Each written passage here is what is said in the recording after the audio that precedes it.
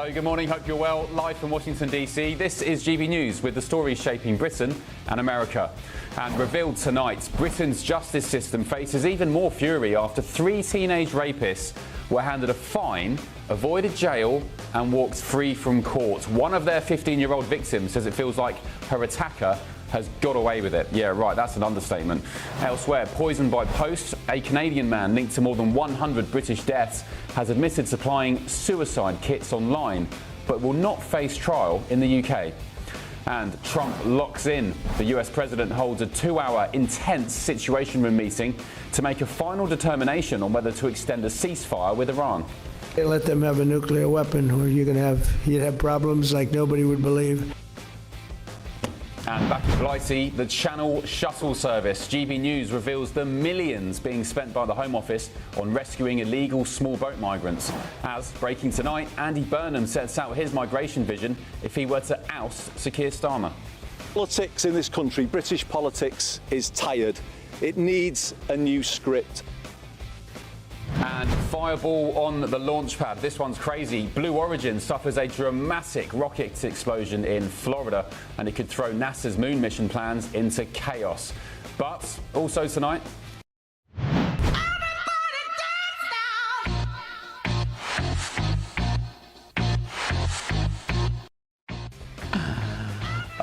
patriotism gets cancelled. Legendary American acts are pulling out of a huge concert for America's 250th birthday.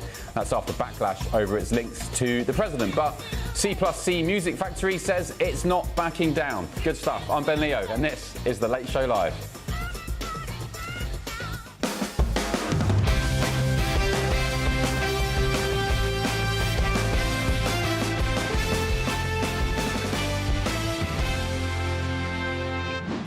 Doing a little bit of maths there. C+C, CNC, obviously, Music Factory.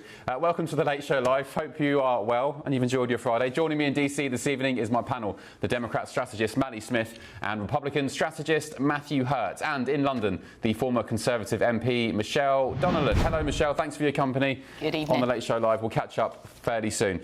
Right, let's bring you some breaking news out of Virginia in the last couple of moments near Washington, D.C. It's pretty sad news, actually. 5 people have been killed, including a 13-year-old girl and 7-year-old boy, after the driver of a coach slammed into stopped traffic. Local police have confirmed the driver was a man from China who became a US citizen but didn't speak a word of English. He received his commercial driver's license from New York State in 2024. The Transport Secretary here in America, Sean Duffy, has just taken to X to comment on this case. He's called it an unacceptable incident, adding that cases like this prove why the Trump administration is, quote, holding states accountable, enforcing the rules of the road and cracking down on drivers who can't speak English. He goes on, if you can't be properly trained, read our road signs or communicate with law enforcement, you have no business driving a bus. Our investigators are reviewing New York licensing records, training documentation and the driver's history. Any company, trainer or school that contributed to putting an unqualified driver on the road will face intense scrutiny. So that's some breaking news coming out of Virginia, just down the road here in DC. A coach has slammed into standstill traffic, killing around 5 people, including, at the moment, 2 young children. We'll bring you more updates on that as soon as we get it. Quick word from my panel here. Maddie, we saw something similar in California with an Indian driver some months ago. Was it 6 months ago? Yeah. Killing people. What's going on here? Why are these people getting given driving licenses to drive these big machines? Yeah, I mean, I think that we should have strict rules and regulations when it comes to commercial driver's licenses, because when you're operating machinery, cars, trucks like that are so large on highways and in communities, if you are not properly trained, it can be deadly, and we saw that. Traffic deaths are all too common in the United States. Weirdly, I think AI and autonomous driving might make this less of a problem as we move forward, because we're going to see more self-driving trucks and cars and just freight shipping. But it's an incredibly sad story. Yeah, Matthew, in 2025, October, there was an Indian chap, the one I just mentioned, involved in a multi-vehicle crash in California, killed 3 people, injured 4 others. He was an illegal migrant, couldn't really speak a word of English. The Trump administration and Secretary of Transportation Sean Duffy have made this a significant issue for months and months now. I was actually on I-95, which is where the accident took place this morning. It's absolutely horrifying, and Secretary Duffy is absolutely right. If you can't read read the road signs, if you can't understand the directions and how to move through traffic, you shouldn't have a commercial driver's license in this country. No, yeah, insane. So that was California in October, and New York State gave the license to this Chinese guy today. So you were caught in the traffic. Did you see the build-up? The traffic was backed up for 20+ miles. Wow. Yeah, it was absolutely horrifying, and I can't imagine the sadness and the overwhelming regret and fear in a family whose children may or may not have been involved in the accident. Yeah, those poor kids, those poor babies and the families. Right, let's move on, shall we, to a GB News alert. 3 teenage boys convicted of rape and serious sexual assault against girls as young as 14 have avoided jail. Has it happened again? I can't believe this. Instead, they were given rehabilitation orders and £26 court surcharges, £26 fines for all of them each. You may pay more for overstaying in a car park. You probably may pay more for taking your family to McDonald's or going to the cinema. The reason is because they were tried under youth court rules that deal with suspects aged 17 or under, which places a greater emphasis on rehabilitation than adult courts. One victim in this case, who was only 15 when she was raped, said it feels like he's got away with it, adding that she now lives in fear of bumping into her attacker. And this comes, of course, just days after another teenage rape case sparked national outrage and was referred to the Court of Appeal over concerns the sentences were too lenient. Lord Hermer, of course, is looking at that case. Tonight, Britain's justice system, I argue, has become more concerned with rehabilitating criminals than protecting victims. My panel are with me now. Let's get the thoughts of Michelle, actually, in London, Michelle Donovan. Michelle, this is an awful story, and again, it comes days after the previous story, which sparked absolute national outrage. Lord Hermer now looking at that sentence at the Court of Appeal. What is going on in these youth courts? Is that an adequate punishment where 3 lads convicted of multiple rapes get £26 fines and then get to continue their life as if nothing happened? I think it's absolutely horrendous, and it's my understanding that the only reason a lot of these are coming to light is, in effect, whistleblowers. So how many more are happening like this that we don't know about? And the poor victims who have to live with this, as that one girl has said, knowing her perpetrator could just bump into her at any time. What message does it send out to other young boys out there that they can just get away with it? And I don't believe that this is going to help rehabilitate them, because you're supposed to understand the ramifications of what you've done and be punished for it, and then your rehabilitation can begin. I read that only 30 months was given for the sex offender list.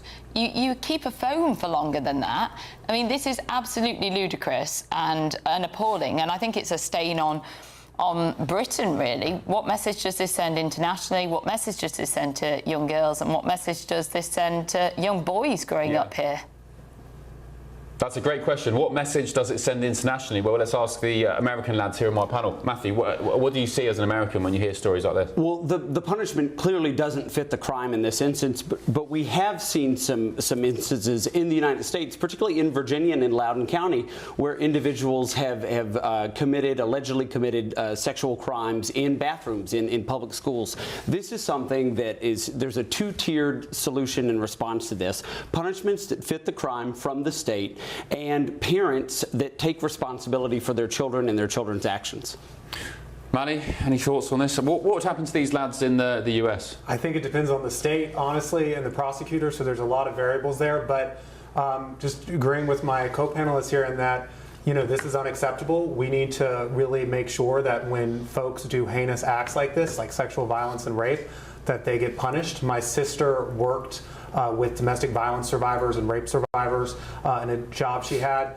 And hearing her stories of what these victims went through is horrific. So the US government, the UK government in this instance, needs to do 2 things. They need to adequately punish the folks who do this, so there's a deterrent and it says this is not acceptable, and then also provide resources for domestic violence and rape survivors, because as you noted in that story, these women are going to have trauma for years. Yeah, well, these fines, so they are called a victim surcharge, right? There's a victim surcharge and there's fines as well. That money is meant to go towards helping victims. So if you're paying £26 each for a rape, I mean, Alison on your say, hello Alison, good morning. You've said Lucy Connolly got more for a tweet. Leonie Hodge of Justice Is Now is a campaign group which campaigns for survivors of sexual violence. They said you'd be charged more for a parking ticket than for rape. Yeah. A £26 fee for rape is laughable and insulting to the public who put trust and faith in taxes into a system which isn't protecting these girls. This is pure impunity for the attackers. Victim surcharge is a weird and gross terminology, and it definitely can't be, I mean, there needs to be actual time in prison, and then the financial penalties, if they're going to be there, need to be substantial, and clearly neither of those are present. Yep. Let's speak to former Met Police Detective Chief Superintendent Kevin Hurley. Kevin, hello, good morning. Thanks for your company on GBNews, The Late Show Live. Of course, by default, victims of sexual assaults, rapes, whatever, sexual offences are given lifelong anonymity until they choose to break it themselves. But also in youth courts, the perpetrators are also given anonymity because of their age. Do you think it's about time that in severe cases of maybe rape, sexual assaults committed by juveniles, they should be named? The public should be aware of who these children are, especially if they've been let off custodial sentences. I think my basic view on it is when the Conservative government passed this legislation and brought forward these principles within the sentencing guidelines, that there would be a presumption that you would not put young people in custody and brought in the youth rehabilitation orders. They did it on the basis of let's rehabilitate these people and prevent offending. They forgot the key point that for lots of us members of the public, it's important. Let's have some proper punishment. Let justice be seen to be done. Never mind what's in their best interest. This is what's in the best interest of giving closure to the survivors of these horrendous attacks.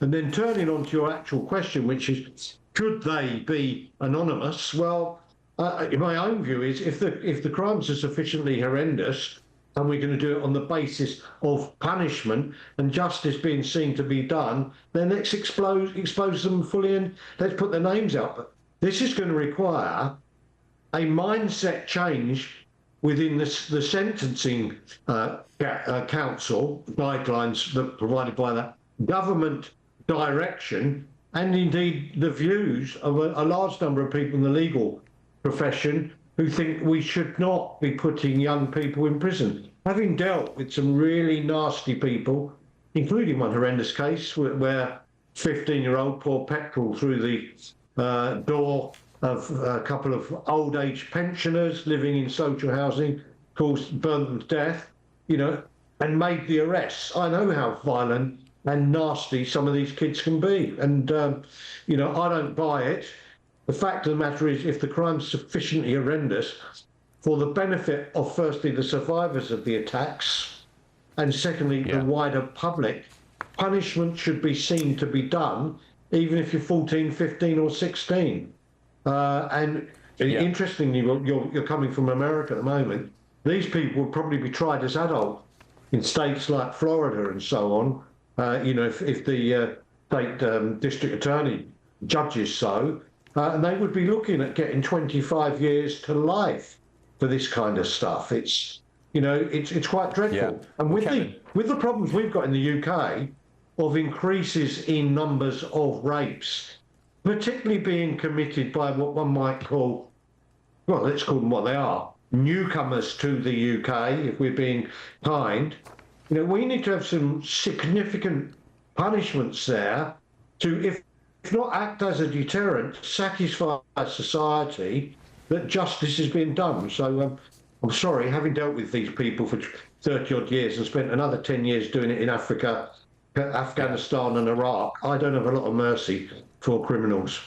Well, we don't know the demographic of these boys involved here. It could be anybody, but the 15-year-old victim has told The Guardian, she's talking about why she believed that imprisonment would have been a just sentence. She said, if they were in prison, he wouldn't have time to reflect on what he did. Sorry, he would have time to reflect on what he did, and it would mean that it didn't happen to anyone else because of him. She said, I'm worried about bumping into this person, and I'm worried for other people in case he does this again after no real consequence. I don't know where he is or what he's doing. I'm constantly looking over my shoulder.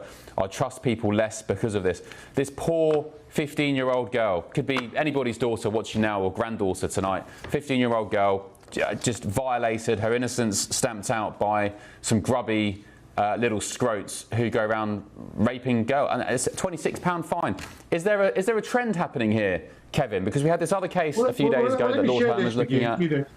I've spent the last few years working in some real problem places in Africa, working with the security forces and police in areas where rape is a major problem.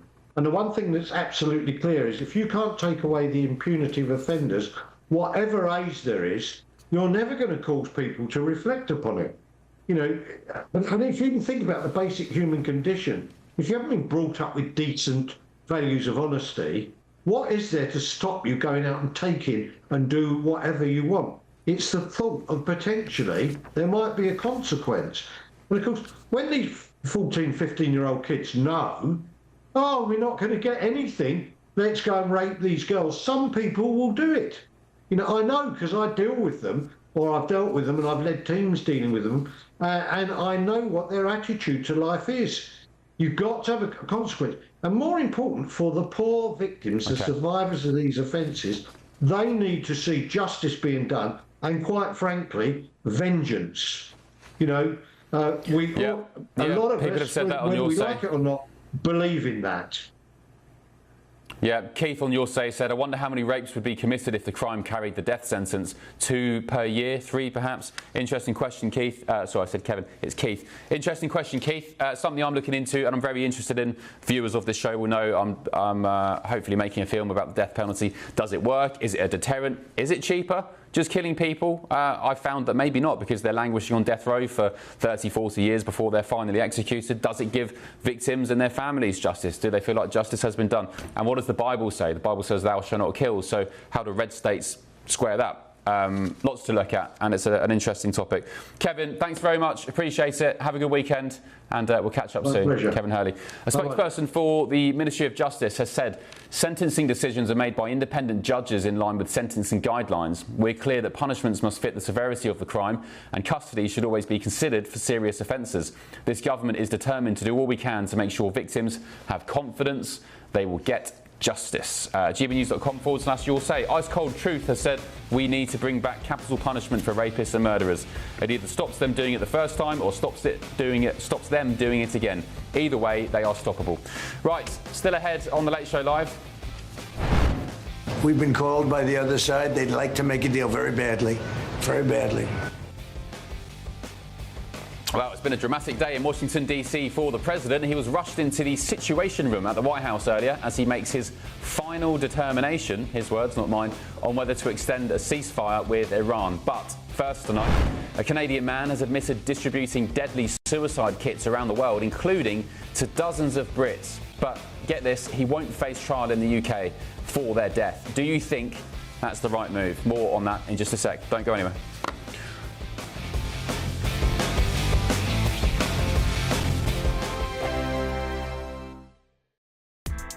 Join me, Nana Akwe, for an informative, interactive news programme with a difference. It's fun. No, he didn't say that, Dave. I'm so surprised. I think there's an element of truth to that. Join me from 3 p.m. every weekend, only on GB News, Britain's news channel. Hi, I'm Michelle Dewberry, and my show is your opportunity to cut through all the noise and dive in headfirst to some robust debates. Ideas clash. Situation, No, Because the failure is... You're deliberately avoiding my point. Nothing's held back, And if you think this is the end of it, wait for more. and we do not shy away from the difficult stuff. Sometimes I want to shake people and say, if only you understood. So join me on Jubes & Co. weeknights at 6 p.m, only on GB News, Britain's news channel. From cold mornings to warm family brunches, from football to tennis in the car, in the kitchen. GB News Breakfast is there with the stories you need and the conversations that matter. Anyway, let's talk business. Well, it has been a historic night in British politics. It's astonishing, isn't it? We're here again. To start your day just right. GB News Breakfast. Every morning from 6 a.m. Only on GB News. Britain's news channel. Westminster, the ultimate clique. And you're fighting like rats in a sack. But here on the Camilla Tominey Show, we ask the questions the establishment media is too scared to ask. OK, let me ask you a straight question, because I know you're a straight-talking politician. Whether it's net zero, illegal immigration or law and order, nothing is off limits. You had the power then. Yeah, as I And say, now you've lost it. That's the Camilla Tominey Show, a politics show that's fearless. But no, let me finish my question if you don't mind, because it is my show. Sundays at 9:30, only on GB News, the People's Channel, Britain's news channel. From the school run to the home run, watch a new show for all of Britain. He can say whatever he wants. A straight talking show where all voices are heard. And, you know, when are we going to stop talking about smashing the gangs and actually do it? With the stories that matter from every part of our country. There's a bit of a crash landing there for your Chancellor. Bold, fearless and standing up for you. That's me, Martin Daubney, 3 p.m. till 6 p.m, weekdays, here only on GB News. The People's Channel, Britain's news channel. At the stroke of midnight, the news doesn't stop, and neither do we. Day in, day out. Forget stuffy late night TV shows. We're giving you a front row ticket to the centre of the political universe. Because breaking news doesn't wait for the morning. And neither do we. Join us for one of the most controversial and volatile times of politics in human history. A very big story. Big story over here. You won't get this anywhere else. The Late Show live at midnight, every night. Only on GB News.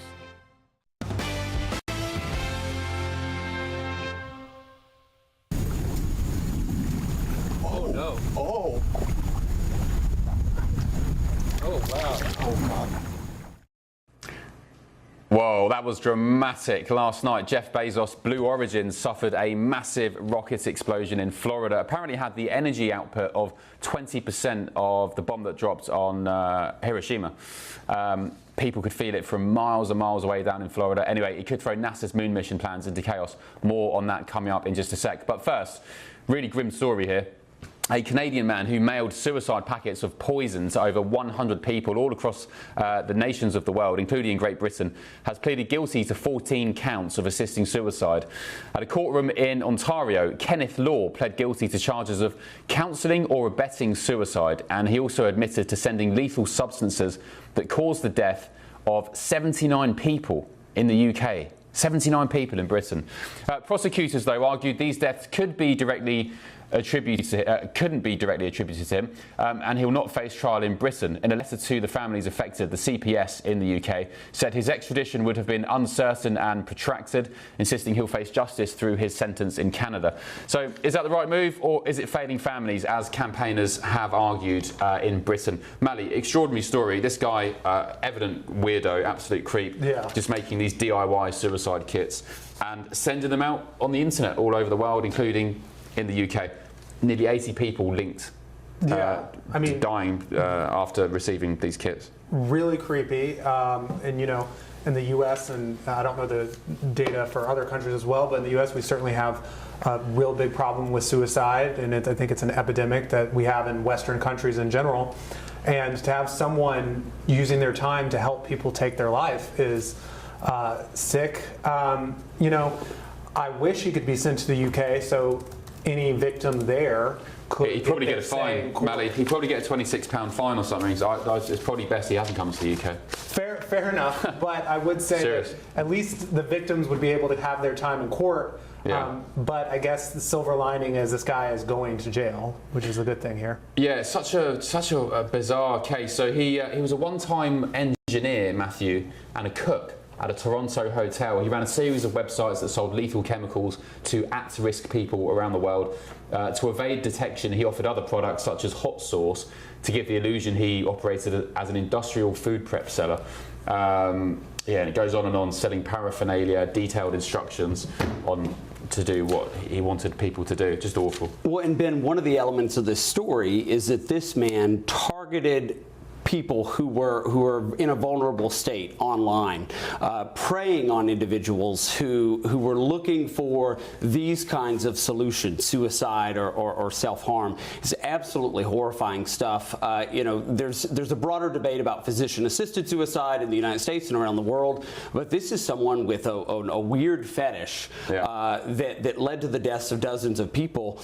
And for sure, he should face his crimes in Canada. I'm not exactly sure what would happen in the United Kingdom if he were sent there. But this is really awful stuff. People who are, again, in a vulnerable state and not able to think clearly about next steps in the future of their lives. And this is really sad stuff. And building on that too, the thing with suicide is most people who are suicidal say, they have suicidal ideations, but they pass. So the big thing is getting the help when they need it. And if you make it easier for them to take their life when they're at that vulnerable moment, it just makes the problem so much worse. Yeah, because there's always light at the end of the tunnel. It's, I don't know. There's help available everywhere, but it is, people love you, people are there for you. Whatever the problem is, it can be solved. But when you have absolute cretins like this guy here encouraging it and even helping people, it's the worst of the worst. And Michelle, the National Crime Agency found that 286 individuals in the UK received packages from Law, leading to 112 deaths. Families in the UK said the impunity with which he operated for years and British authorities' failure to prevent deaths linked to an online forum needed a public inquiry. They now want a public inquiry in the UK. Yeah, so I think that it was identified, and because of the Online Safety Act, the website was fined and action was taken. I think it was almost up to £1 million. So obviously the legislation wasn't there before, so that's my presumption as to why the action wasn't specifically took. So when I did the Online Safety Act, that was one of my big concerns. It was making sure that we were closing down these forums and tackling them, because it's always been a difficult area to legislate against and to act upon, which is awful, because this is preying on very, very vulnerable people and leads to devastating, tragic consequences. And my heart goes out to all the families that are impacted by this, because I think it's a bit of a cop-out for them to say, oh, well, it would have been really lengthy and there would have been no real guarantee if we'd have tried to extradite him here. Well, I think the point is that the families would have liked the attempt and for the authorities to try to be on their side and to try and achieve justice, because they must feel extremely let down by the system and must feel like they're never going to get that justice now. Yeah, well said. One 29-year-old man who ended up dying, unfortunately, called 911 himself. He was in America asking for medical help. He said he'd ingested a toxic substance. He said, please, I'm going to die soon. He then began crying and he became unresponsive, clearly regretting what he'd done. He was unfortunately pronounced dead at hospital. Dozens, hundreds of cases. Sick guy. Yeah, okay, not too sure what else to say about it. At the time of his arrest, he had 300,000 Canadian dollars in his PayPal account, so he's obviously making a lot of money from this. And Matthew valued money more than, I guess, people's lives and well-being. One of the things that I think about as we talk about this story is I suspect many of the family members of these victims didn't even know what their family members were going through. And that's one thing, when I go out into the community, when I'm involved with friends and family and loved ones, that's my advice to viewers and listeners here is go out and be part of the community and welcome people and be engaging and caring. And that's something, again, we can't move past some of these ideations without therapy or help. One of the things that we can do as in our individual capacity is seek out and care about our friends and neighbors. Okay. If you've been affected at home by anything you've heard tonight, Samaritans are there for you day or night, 24/7, 365 days a year. You can call them for free on 116-123. That's 116-123. Email them at joe@samaritans.org. That's jo@samaritans.org. Or visit samaritans.org, the website, to find your nearest branch. Please speak to somebody. If you're feeling that way, speak to somebody. You are loved. Happier days are ahead. They will return. And there are better options. As I said, you are loved by many, many people, including God. Whether you believe in God or not, I believe God exists and he loves you dearly. Right, still ahead on The Late Show Live tonight. What we want to see is more law enforcement on the beaches of France. That is a choice that we want to see made, and we are willing to invest. Well, there's Shabana Mahmood there talking next to a patrol boat, but it seems law enforcement isn't the only thing the Home Office is investing in, because tonight GB News can reveal the millions of pounds of your money, taxpayer money, being spent on rescuing Channel migrants. But first tonight. We'll have to just finish the job. They're negotiating on fumes.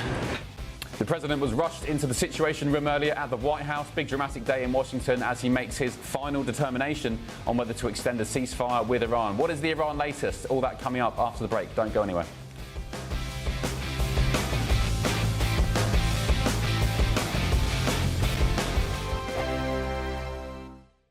Westminster, the ultimate clique. And you're fighting like rats in a sack. But here on the Camilla Tominey Show, we ask the questions the establishment media is too scared to ask. OK, let me ask you a straight question, because I know you're a straight-talking politician. Whether it's net zero, illegal immigration or law and order, nothing is off-limits. You had the power then.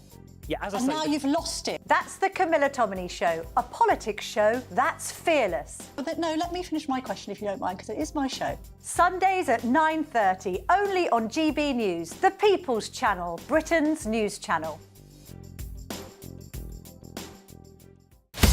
Breaking news, live updates, stories that matter. From the heart of the GB newsroom to every corner of Britain, with our team of dedicated journalists across the UK. GB News bulletins are there to deliver the latest news that matters to you. Bulletins on GB News, the People's Channel, Britain's news channel. Hi, I'm Michelle Dewberry, and my show is your opportunity to cut through all the noise and dive in headfirst to some robust debates. Ideas clash. Situation, no, isn't it? Because the failure is you're deliberately avoiding my point. Nothing's held back. And if you think this is the end of it, wait for more. And we do not shy away from the difficult stuff. Sometimes I want to shake people and say, if only you understood. So join me on Jubes & Co. weeknights at 6 p.m, only on GB News, Britain's news channel. Westminster's full of talk, but out here, it's the real world. Am I allowed to talk now? No, that's it. This is where it matters, real people and real lives. That's what politics is all about. In fact, has Trump made a good start? No. Straight answers, no spin, and just a couple of pints. How many fingers have I got up? About 10. So join me for Lee Anderson's Real World every Friday at 7 p.m, only on GB News. The People's Channel, Britain's news channel.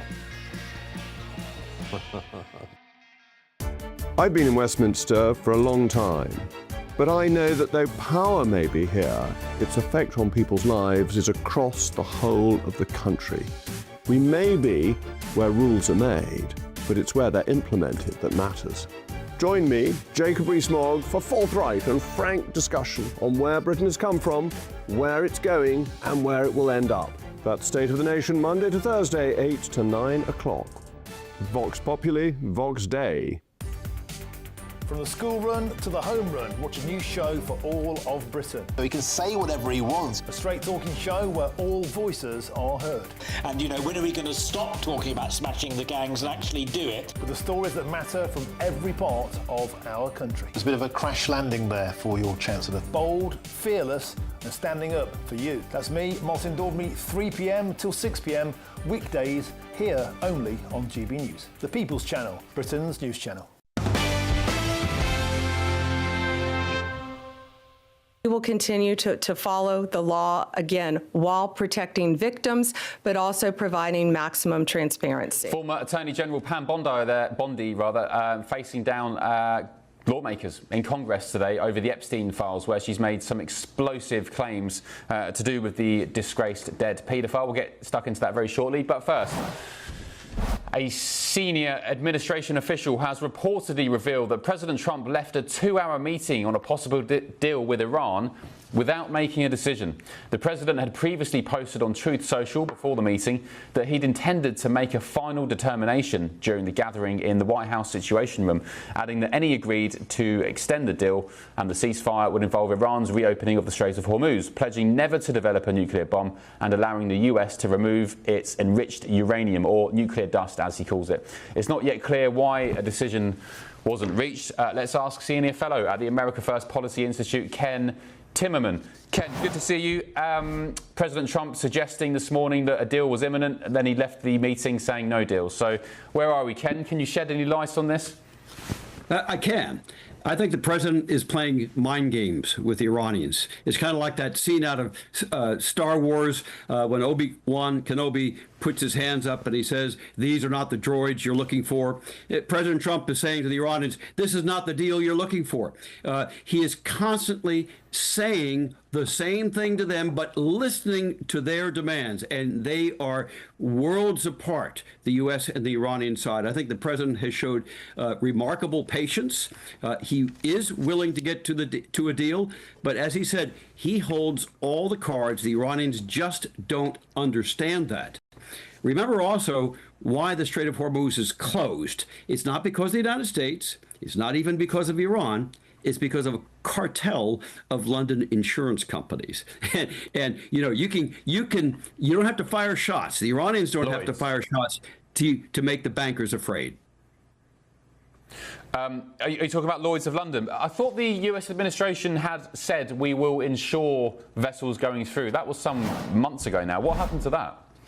It didn't work, and it did not convince those squishy bankers. They're looking at their bottom lines, and the shipping companies are doing the same thing. They're looking at a hypothetical insurance from the United States versus a real world insurance that they're getting from this cartel, and they're saying, "Hey, we've been working with the insurance cartel for decades. We're going to trust them and not the United States government." Ken, I just do wonder. I appreciate your optimism, and I generally support Trump when it comes to migration and so on. I did actually support him in this conflict. I want the IRGC obliterated from the face of this earth, and also all their proxies and so on to go the way of the dodo. And I want the Iranian people, more than anything, to be free to live their lives in peace. However, I will say, it feels like Trump doesn't know what he's doing. Ben, we're only in Act 3. That's your problem, and it's not you're not alone. We're only in Act 3. This is a 5-act Shakespearean drama. Act 3 is about to end. The Iranians have said publicly tonight that they do not accept the U.S. conditions. They want money up front. They want sanctions relief up front. They want the U.S. to commit to pulling out all of our troops from the Persian Gulf. Those things are not going to happen, and I think the negotiations are at an end. Remember that the Saudis had asked the president 10 days ago, please don't launch any military action during the Hajj. Well, the Hajj was from May 25th until May 29th. Today, the Hajj is over. 1 million people are going to be leaving Saudi Arabia. Once they're out of Saudi territory, I expect we will pass to Act 4, and that will be a very quick, very brutal, nationwide kinetic strike by the United States with the goal of convincing the Iranian people that the Revolutionary Guards and the Mullah Moshtaba can no longer rule, that they cannot survive the United States. And then after that, we will pass to Act 5, which is the uprising of the Iranian people. Oh, goodness. Yeah, I'm looking forward to that. I mean, that for me was what this whole conflict was about. It was the call from the president to the Iranian people who put their lives on the line, thousands of them, tens of thousands. And when that day comes, I will celebrate with a nice glass of something special. Maybe I'm just impatient, Ken. I can't do long, drawn-out dramas and series anymore. I'm addicted to smartphones and scrolling. I've got the attention span of a goldfish, so maybe that's my problem. You know, in the 17th century, people in London could sit down in those theaters and watch a 5-act Shakespeare play, and they were enthralled right up until. Why can't we do that today? And we got live television, huh? Yeah. Ken, thank you so much. Appreciate you as always. Come back soon on the Late Show Live. Appreciate it. Ken Timmerman, Senior Fellow at the America First Policy Institute. Douglas has said on your say, Ben. Good morning, Douglas. You've limited information regarding the situation in Iran compared to the US government. Best not to make any assumptions. Yep, I'm sure they know far, well, I hope they know far more than me, but I can only make my observations on what I see. Mali, are they playing 10D chess? I just want whatever drug he was on that gives him such optimism. Who? analyst because don't be rude. Ken's great. As I said, he's incredibly optimistic. Optimism is a good virtue, but the problem here is I think it belies reality, which is the strait is not open. President Trump has gotten himself in this situation, and it seems like we're having a really difficult time extricating ourselves. And some of the terms that have come out on the potential deal, and it's hard to know because if you just simply look at Twitter, it's all over the place.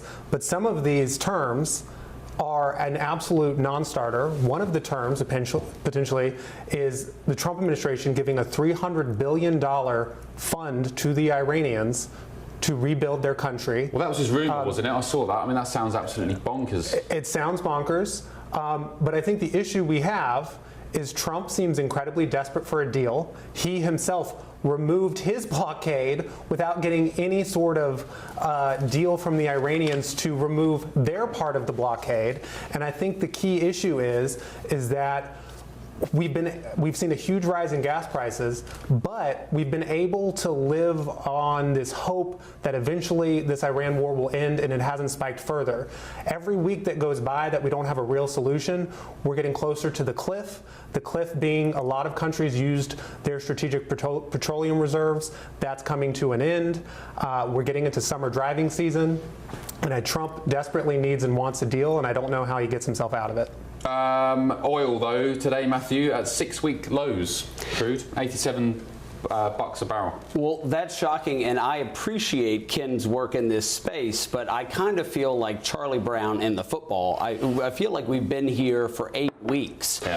Deal or no deal, the Iranians want 15 things that the Americans are not willing to give, and President Trump wants 10 things that the Iranians are not going to budge on. We can't trust the Iranian regime. Ben, you mentioned earlier, there's nothing that you want to see more than a free Iran. We know that we can't export democracy. We've learned that now. Just bomb them into democracy? And that was Does that work in Afghanistan? Yeah, it doesn't work, and it hasn't worked for the United States for the last 30 years, and Americans are war weary in this space. I don't think there's much time left for the American public to wait for Act 5, and certainly as it relates to the midterm elections, these gas prices, it is the only thing I'm seeing on social media now from my friends who are not expressly political. Gas prices. And I think the problem the Trump administration has, too, is that the initial deal, I think, that we can get will involve the U.S. removing some sanctions in their blockade, and then the Iranians easing up on their control of the strait, but it won't involve the enriched uranium. That will have to be subsequent conversations, and I don't think the Trump administration wants that because it looks like a loser. Okay, let's get thoughts of Michelle in London. Thank you, Michelle, for waiting so patiently. What's the perception in the UK? I've not been back for 4 or 5 weeks about the Iran conflict. What is word on the street? What are people saying?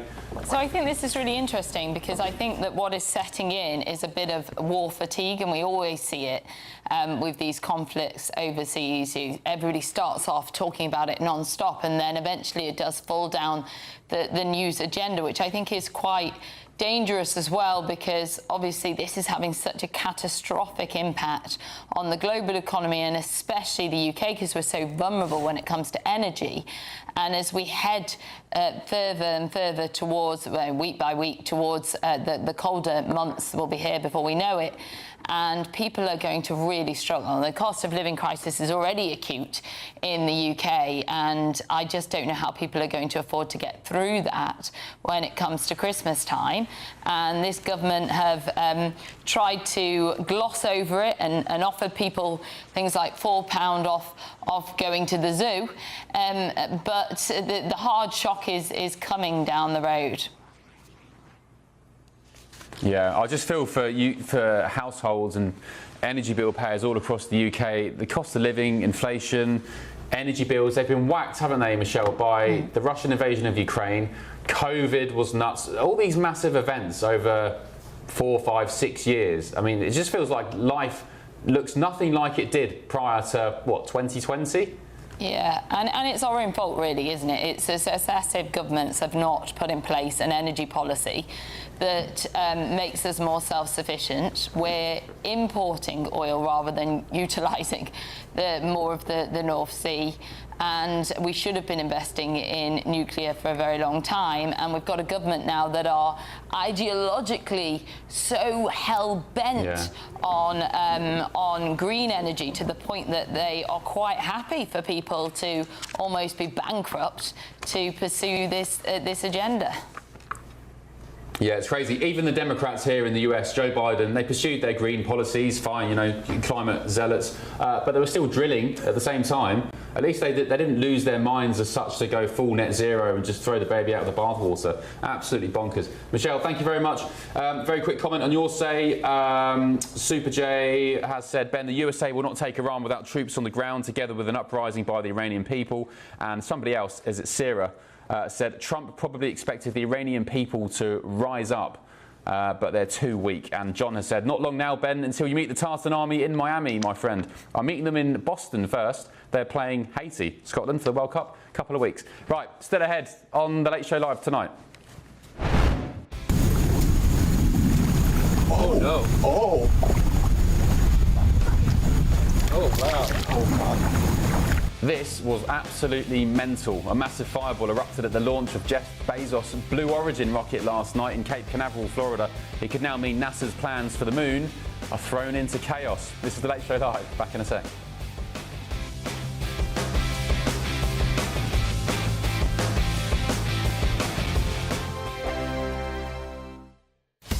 Breaking news, live updates, stories that matter. From the heart of the GB newsroom to every corner of Britain, with our team of dedicated journalists across the UK. GB News bulletins are there to deliver the latest news that matters to you. Bulletins on GB News, the People's Channel, Britain's news channel.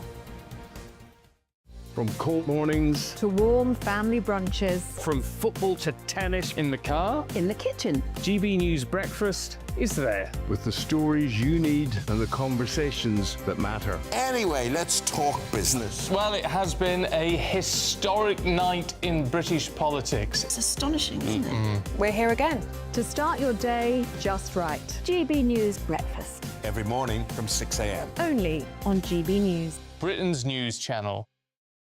Westminster's full of talk, but out here, it's the real world.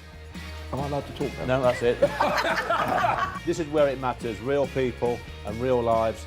That's what politics is all about. The fact has Trump made a good start? No. Straight answers, no spin, and just a couple of pints. How many fingers have I ever got up? About 10. So join me for Lee Anderson's Real World every Friday at 7 p.m. only on GB News. The People's Channel, Britain's news channel.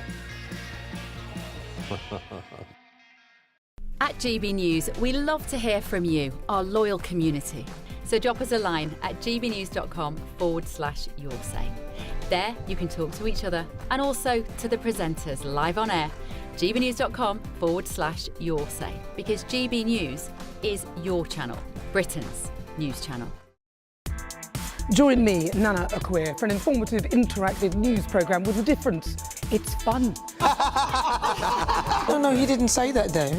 I'm so surprised. I think there's an element of truth to that. Join me from 3 p.m. every weekend, only on GB News, Britain's news channel.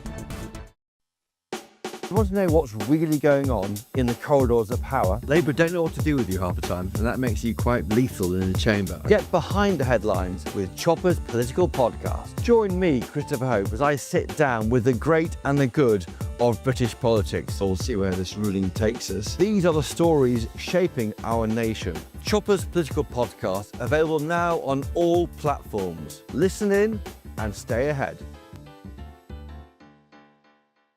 Hi, I'm Michelle Dewberry, and my show is your opportunity to cut through all the noise and dive in headfirst to some robust debates. Ideas clash. Situation, No, Because the failure is... You're deliberately avoiding my point. Nothing's held back. And if you think this is the end of it, wait for more. And we do not shy away from the difficult stuff. Sometimes I want to shake people and say, if only you understood. So join me on Jubes & Co. weeknights at 6 p.m. only on GB News, Britain's news channel. A judge has ruled that the president had no legal right to rename America's national arts venue the Trump Kennedy Center. It used to be called the Kennedy Center. Trump decided to stick his name on it as well. Is this just another attempt to stop Donald putting his stamp on America? But first, let's delve into some of the main stories in tomorrow's papers, starting with this bombshell from The Sun, which is reporting Nicola Sturgeon's fraudster husband used pilfered SNP cash, 400 grand he nicked, by the way, to buy his nephew a scooter for Christmas. Oh, very nice. At least he's thinking of his family. The former First Minister of Scotland even posted a snap of the gift wrapped. Does it look like a scooter? Looks like something a bit more sinister. Looks like an elliptical machine. Oh. Anyway, he posted a picture of the scooter, gift wrapped, on social media on Christmas in 2013 and joked, "Well wrapped, Peter Murrell. Our nephew will never guess what it is." So Nicola Sturgeon posted that and commented. But I guess, you know, it's a scooter. How much does it cost? A couple £100. Michelle Donnellan. Nicola Sturgeon was married to Peter Murrell for 15 years. She knew absolutely nothing about the 4 grand coffee machines, the scooters, the 150 grand camper van parked somewhere. She knew nothing. They were together 15 years, but she knew nothing. Yeah, well, obviously she's denied it, but speaking from my own experience, if my husband came home with 2 grand salt and pepper pots, so first of all, I'd be a bit annoyed that he spent that on that, but secondly, you know, I'd be sort of a bit inquisitive as to where all this was coming from. One of the gifts was a necklace for her, and the camper van was parked on her mother-in-law's drive. Like, I just don't understand why she didn't ask any questions if she's fully innocent. It does seem a bit odd, doesn't it? Pots, Michelle? I think they're about 2 grand. Also, the other thing is, for pepper pots. Yeah, 1 pepper pot and 1 salt pot. I mean, if I had that type of money, I certainly wouldn't be wasting it on 2 grand salt and pepper pots. So you've also got to question his logic in his thinking when he was making these decisions and buying this stuff. I could have easily spent 2 grand on something nicer. Oh, I would have probably gone down the casino and put it on red or something if you're going to blow money like that. I mean, I suppose when it's not your money, if it's 400 grand of stolen funds, you probably don't care how, where and how it's spent.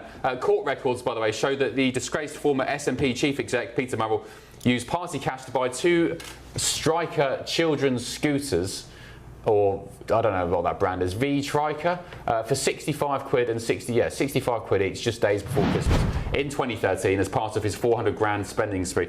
Maddie, what do you make of this? 400k, 2 grand on salt and pepper pots. I mean, that is astounding, but I think, Ben, as you've said, if it's not your money, you're probably pretty liberal and out there on what you're going to spend it on. Can I just say, which is why government doesn't work when they're spending taxpayers' money. They're just like, yeah, come here, plebs, give me all your money. And they're just like, yeah, we'll spend money on that. We'll buy a $400 billion bridge there. We'll do HS2 here, thank you very much. They just don't care because it's not their money. Okay, we took a turn there. Sorry. It's true, though. But hopefully there's some sort of criminal or civil reckoning for this, and there can be some of this money recovered. I don't know how much you can get on the secondary market for the salt and pepper pots and recoup some of that value. Matthew, do you fancy buying some second-hand salt and pepper pots from Scotland? Scottish. I'm all full up on salt and pepper pots. The difference here in tax money and party resources, obviously, is that tax money is taken from taxpayers in the United States against our will most of the time.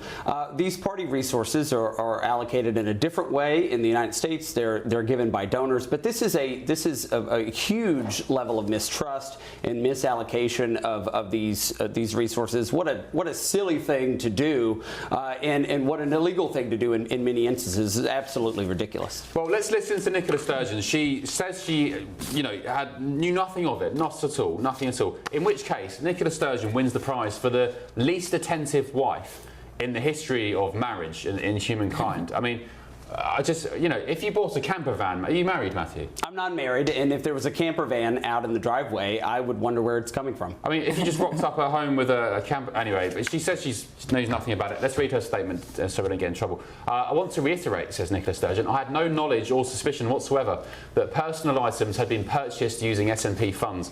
I was cleared of any wrongdoing after a lengthy and thorough investigation. In relation to many of the items in question, for example, expensive watches and games consoles, I wasn't aware of them having been purchased at all.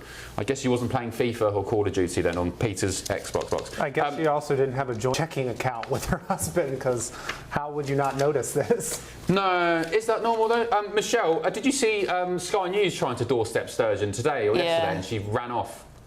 What do you think of that? Yeah, she did, didn't she? And she said it's the worst week of her life. I mean, look, the whole thing is remarkably and completely odd. Like I said, if it was my husband, I'd be like, where the hell is all this money coming from? And why aren't you spending it on better things?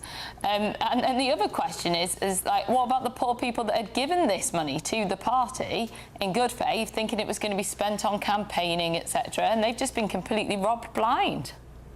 Yeah, well said. Kevin said on your say, my wife moans when I pay £10 for a vinyl. She doesn't know I bought a copy of Elvis, That's All Right Mama on the Sun label and paid over £1,000 for it. Don't tell her. Kevin, you naughty boy. More coming up on The Late Show Live, including this. Oh, no. Oh. Oh, wow. Oh, my.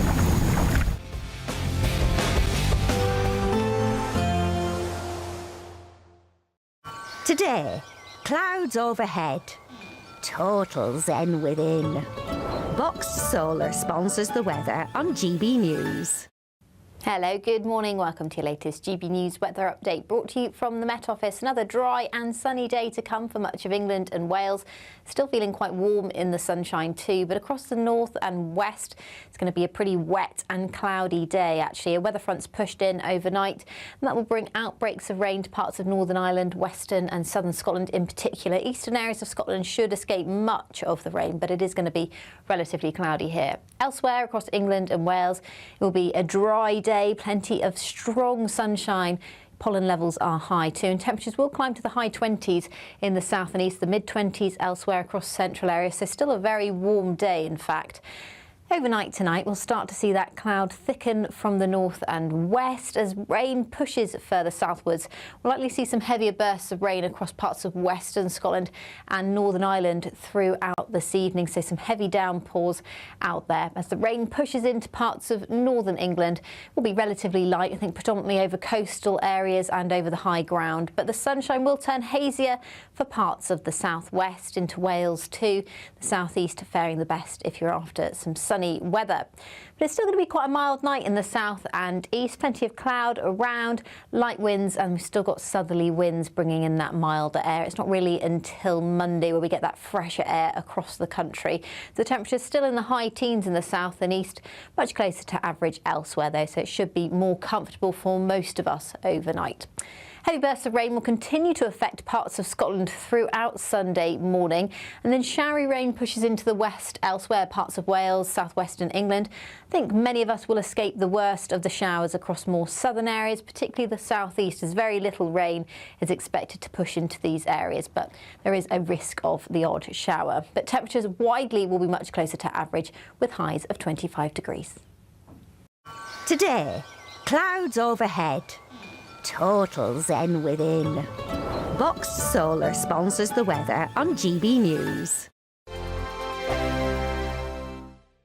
From cold mornings to warm family brunches, from football to tennis, in the car, in the kitchen, GB News breakfast is there. with the stories you need and the conversations that matter. Anyway, let's talk business. Well, it has been a historic night in British politics. It's astonishing, isn't it? we're here again to start your day just right. GB News breakfast, Every morning from 6 a.m. only on GB News. Britain's news channel. Join me, Nana Akweer, for an informative, interactive news programme with a difference. It's fun. No, he didn't say that, though. I'm so surprised. I think there's an element of truth to that. Join me from 3 p.m. every weekend, only on GB News, Britain's news channel. At GB News, we love to hear from you, our loyal community. So drop us a line at gbnews.com/yoursay. There you can talk to each other and also to the presenters live on air. gbnews.com/yoursay, because GB News is your channel, Britain's news channel. Westminster, the ultimate clique. And you're fighting like rats in a sack. But here on the Camilla Tominey Show, we ask the questions the establishment media is too scared to ask. OK, let me ask you a straight question, because I know you're a straight-talking politician. Whether it's net zero, illegal immigration or law and order, nothing is off limits. You had the power then. Yeah, as I And say, now you've lost it. That's the Camilla Tominey Show, a politics show that's fearless. But no, let me finish my question if you don't mind, because it is my show. Sundays at 9:30, only on GB News, the People's Channel, Britain's news channel. From the school run to the home run, watch a new show for all of Britain. He can say whatever he wants. A straight talking show where all voices are heard.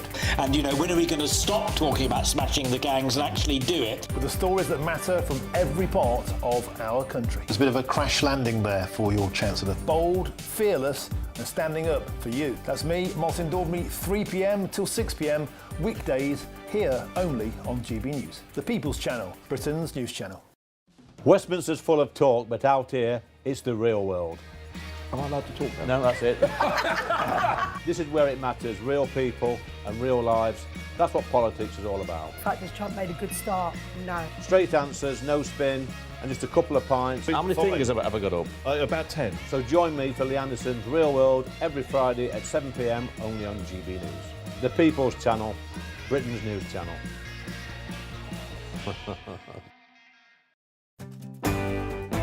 I'm Tom Harwood. This is GB News, Britain's news channel.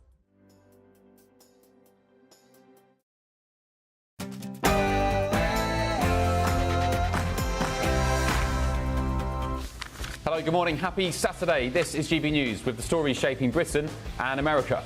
Trump locks in. The US president holds a 2-hour intense Situation Room meeting to make a final determination on whether to extend the ceasefire with Iran.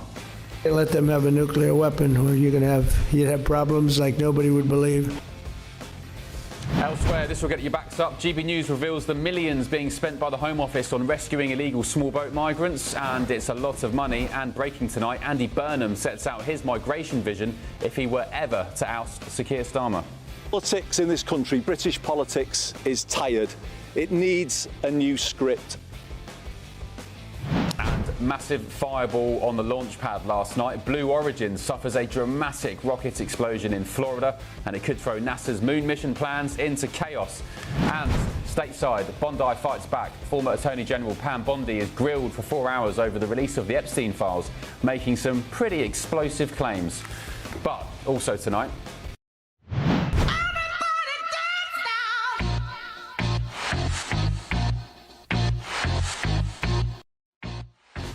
patriotism cancelled. Legendary American acts are pulling out of a massive, huge concert for America's 250th birthday after backlash over its links to President Trump. But CNC Music Factory says it's not backing down.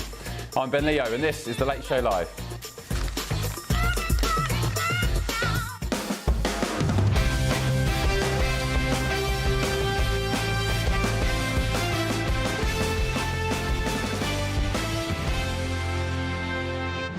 Good morning. How are you doing? Happy Saturday to you. You've made it to the weekend. Congrats. Joining me in DC this evening is my panel, the Democrat strategist Mally Smith and the Republican strategist Matthew Hurt. And in London, former Tory Minister Michelle Donnellan. Hello, Michelle. Thank you again for your company this hour. Right, let's kick off this hour with a GB News alert, because tonight we can reveal the Home Office is spending a staggering £1.2 million a year of your money to buy and maintain Channel rescue boats. The fleet has aided the crossing of more than 70,000 small boat migrants across the English Channel since Labour came to power in July 2024, and the contract covers the rental of the crew rigid hull inflatable boats, or RIBs, to you and I. That's according to the Daily Mail. Labour have signed a 3-year deal to repair other vessels, costing the taxpayer an additional, so on top, £1.6 million. So loads of money going on these boats to rescue migrants in the Channel. Meanwhile, though, Andy Burnham has reportedly pledged to tear up asylum accommodation contracts should he manage to oust Sir Keir Starmer as Prime Minister. The Greater Manchester Mayor would instead prefer to devolve responsibility for housing asylum seekers to local authorities. Well, I will say to that, you're just kicking the can down the road. You're moving them to HMOs, you're moving them into the communities.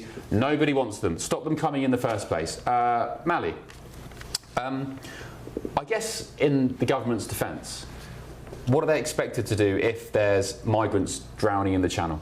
Yeah, because you can't just leave them there, because I mean, it just people would go mad. It's inhumane. Yeah, I mean, it is inhumane. I do think there needs to be rescue efforts if there are migrants who are at risk of dying. But it gets to this larger, what seems like almost intractable problem that the Keir Starmer government is dealing with, which is there's this surge of immigration, asylum seekers. It's hard to parse out what claims are legitimate or not. You don't almost none of them, by the way. Let me just say, almost none of them. You don't want to be heartless, but you also don't want to be a welcome mat. We saw that this led to political difficulties for the Biden administration. Unchecked immigration is not something people are for. And America is a country that's very accepting of immigration, but they don't want it to seem like it's out of their control. But yeah, I don't really know what the solution is and what the UK should do to fix this problem. Yeah, I mean, it should be easier, Michelle, compared to the US. I've been down to the southern border in the US. It's long, let me tell you, thousands of miles. They've got a big, massive wall there. It should be easier to monitor and secure our own border because it's a giant moat surrounding the country. So Andy Burnham's all very well saying, I'm going to stop asylum hotels and so on, as Labour are taking victory laps for, but all they're doing is putting them in HMOs. People don't want them here in the first place. Yeah, exactly. And it's one of the biggest issues that voters care about in this country, and it's a massive problem that we've still not got a grip on. And I think the Andy Burnham thing is really interesting because obviously he's playing now to his by-election electorate, and he's done a U-turn on a lot of his previous opinions, which is actually the opposite of what voters want, hey, because they're looking for more principled politicians. We know that. We know that they are angry that people keep flip-flopping. Look at what Keir Starmer's done, U-turn after U-turn. We know they were angry at the Conservatives that I was part of because they felt they'd abandoned their values and they didn't know what they stood for. And yet he's doing it all over again in an attempt to try and win people over. Yeah. Michelle, I've got a question for you, if you don't mind. Slightly off topic, but it's pertinent to something you just said. Have you got any principled politicians who think are in jobs today? Who is principled today? Sorry, I think there's a lot of principled politicians. So if you look at Kemi, she's often seen as very forthright and determined on her views. Nigel Farage is definitely principled. You know, these are people that you can identify that have stuck to their guns, and I would argue that's part of the reason why we've seen a swell of support for reform, because it's a different way of doing politics, and the electorate is fed up with the old established status quo that we've seen over the last few decades and forevermore. You think Jeremy Corbyn's principled? Well, I think, he is, yes, but I think that his principles don't align with where the base of the British electorate is. But yeah, you can say a lot about Jeremy Corbyn, but at least he sticks to his guns and he doesn't flip-flop on what he believes in. Exactly. I always say it. Raging commie, absolutely nowhere near my politics, but I respect him for banging on about the same thing and being consistent for decades after decades. Matthew Hurt, £1.2 million of UK taxpayer money being spent on ribs to pick up channel migrants. What would happen if we just said, sorry France, we've got no boats left, they're all knackered, we've got no money, we can't afford anymore? Or we just sent no boats out there? Well, there are two separate policies here. There are the domestic policies, which attract asylum seekers and refugees, and then there is what do you do with your border? An inhospitable trespass into the country makes it less likely that somebody would seek to come here. I think back to the 90s and the early 2000s when Cuban refugees were fleeing to Florida, and what the United States did. Once you get within a certain boundary, there is some assistance. And were they in boats?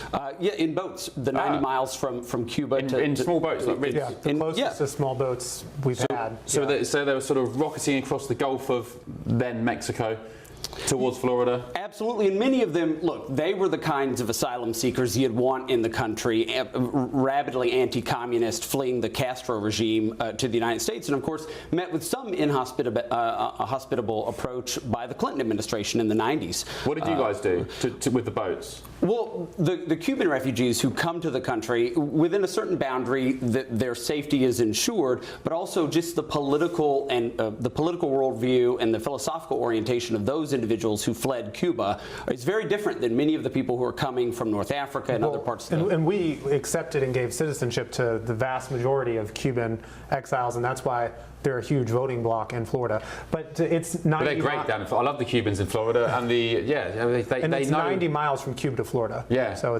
they've lived through communism, so no, they are the bastions of democracy, and I'd argue some of the best Americans going because they know what they're fighting against. But whereas in the UK we're dealing with immigrants, we're dealing with third worlders and a high proportion of Islamists as well. You know, people. There was a clip today. I won't bore you with it. There was a clip today of somebody on one of those webcam websites where it's like chat roulette or something. Anyway, one guy came up, he reportedly unverified.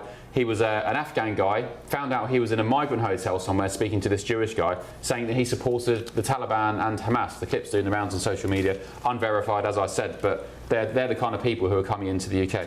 What were you going to say, Mally, sorry? I don't even remember. Sorry, I apologise. Let's get the thoughts of Labour commentator Simon Nash and former Immigration Minister Kevin Foster. Good evening, chaps. Good morning, rather. Thanks for your company.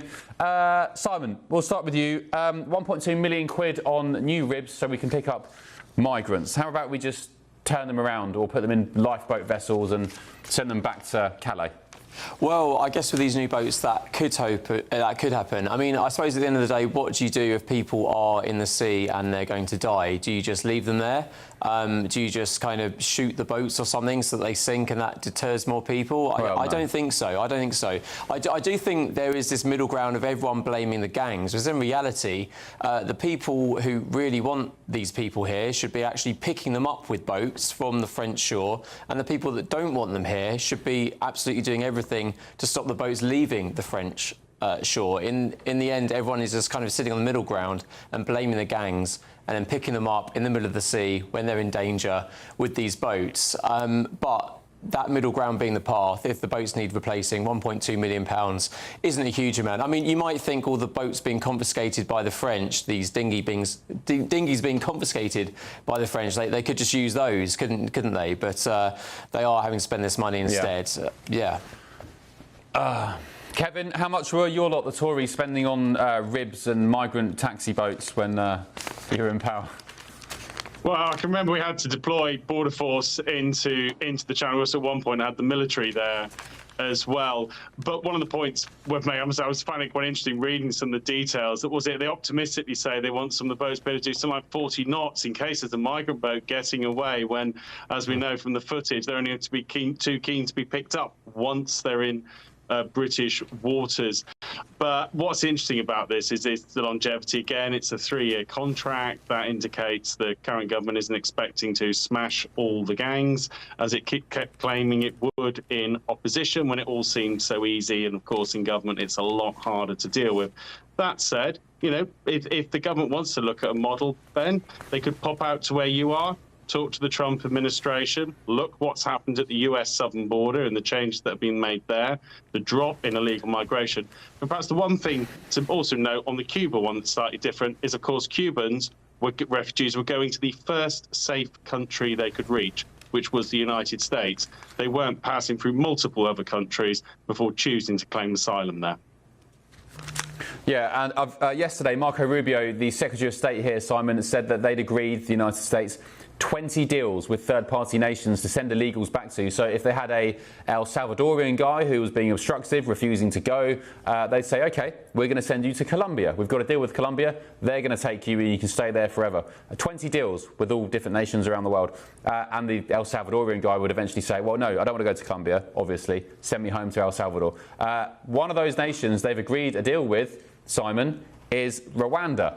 And we have given, the UK government, we have given Rwanda something like 175 million quid before Labour, your lot, torpedoed the deal. And I can bet now, I'm going to be doing a story on it next week, the US will be using our facilities that we paid for to strike that migrant deal, which Labour, your friends, Simon, torpedoed. Well, that's good for US-UK relations, at least, perhaps. But, you know, under the previous Conservative government, the only migrants that did go to Rwanda were being paid £1,000 a pop to go there. So it wasn't the most efficient scheme. It was very expensive. £1,000 is nothing. They pay them $1,500 here to send migrants home and a free plane ticket. Well, yeah, I mean, the Rwanda scheme wasn't the worst idea, and actually it could have been effective, but for political reasons... So why did Starmer get rid of it? Just to be politically spiteful? Why did he get rid of it on day one? Didn't even give it a crack? I think he thought the plan was a bit over spiteful, and in a way it was. If you're not from anywhere near that area, then you're deported to there, then it's a bit unfair to be... And the human rights aren't necessarily guaranteed in Rwanda as well. Shouldn't have broken into the country. Well, that's true. Shouldn't have broken into the country. Who cares? But with the Human Rights Act, you know, people protected from torture, for example, and it wasn't guaranteed they wouldn't receive that. I mean, I think there should be a sort of like city-state thing going on. Go to countries like Rwanda and other countries like that, create like a British zone, which is British-run, with British sort of jurisdiction, send people there. People can seek asylum in these places. And actually, look in the past, when at the end of World War II, Germany was rebuilt by Western forces. Other countries are rebuilt, like Japan was industrialised by Western forces, implementing democracy, creating a better country. We should be doing these things in the countries that these people are coming from. And actually, part of immigration reform would help do that. Create small British jurisdictions in these areas. People can apply for asylum there, and perhaps British laws. And I think that would be part of it. And it would help develop these places so there be less migration from these places as well. It sounds like a bizarre idea, but look, after World War II, we built countries. That's what Europe did. And we need something more like that. Sounds like you want to revive the empire, Simon. You want to colonise the world again. Careful, your mates will be coming after you for that kind of rhetoric. Well, I mean, look at Japan after World War II. We didn't say, oh, we've nuked it, let's leave. Actually, Japan has become a thriving economy. Look at Germany. We didn't go, oh, they're all evil Nazis, just like, you know, let the place fall down. No, actually, we got the Volkswagen, I say we, you know, the previous generations got the Volkswagen factories going again and made sure people had employment. It's actually British civil servants that created the German Football League system, which means they have cheaper football tickets than us. These things should be implemented in other countries to make sure people don't want to migrate to Europe and the West so much. Yeah, I would argue though, Kevin, Germany's and Japan, a bit of a different prospect to say, I don't know, Somalia. Yeah, very, very different. And if you think we'd actually fought our way into those countries, particularly Germany, of course, we would have done the same with mainland Japan if it hadn't been for the dropping of the atomic bomb. So in terms of the trying to give the comparative first, I just cannot see countries in Africa wanting to return to some sort of colonial rule for all the reasons we can think of from the past. But where we can make a difference is being clear that, one, if you do make your way through multiple safe European countries and decide to just basically you'd prefer to be in the UK, it's because actually we don't think you have a desperate need to be here. And if you can't be returned to your home country or to France, then it's the third country. And it is really interesting to see where the US is going with this now. And as you've touched on, there's going to be some real drive here now from the US. They will literally be using some of our facilities, I suspect, and we can see why. Because there's only two countries that have really dealt with properly in the democratic world, out looking at third world or dictatorial countries, with this type of problem, which is Australia and the United States. Australia's model is one we looked at. The United States is following along. But it's interesting, the comments that, I think there's many probably in Labour now privately who think it was an absolute mistake to scrap Rwanda on day one, not to give it a go, to keep it going. And probably, I suspect, somewhere in there, we'll see some thinking going on. Of course, it won't be the Rwanda plan, the Tory Rwanda plan, but I think we might one day see something like a Central Africa plan suddenly come forward that might just happen to involve Rwanda. Because every country in Europe, the United States have been looking at finding solutions for this problem. And it's the ultimate, how do you answer the question of if someone's come from a safe and democratic country to the UK to try and claim asylum that they could have claimed elsewhere, you can't return them to France, you can't return to the home country. How do you break that business model of the trafficking gang, which is then that they currently end up here anyway, even if you wanted to remove them, and that's where a third country will come in. But yeah, just buying a few ribs to chase things around in the channel isn't going to make a fundamental difference. Well, something that could... So some of the Eastern European countries, if they had a stronger border, then the people wouldn't be making that journey across Europe, which is also a dangerous journey. That's another solution. If the British government paid sort of Poland and Hungary and other countries around there to have a strong... I mean, I know Hungary was already doing that. We do already work with groups like Frontex, and of course that's the EU's border agency, and there's been quite a lot of fortification along the EU's eastern border.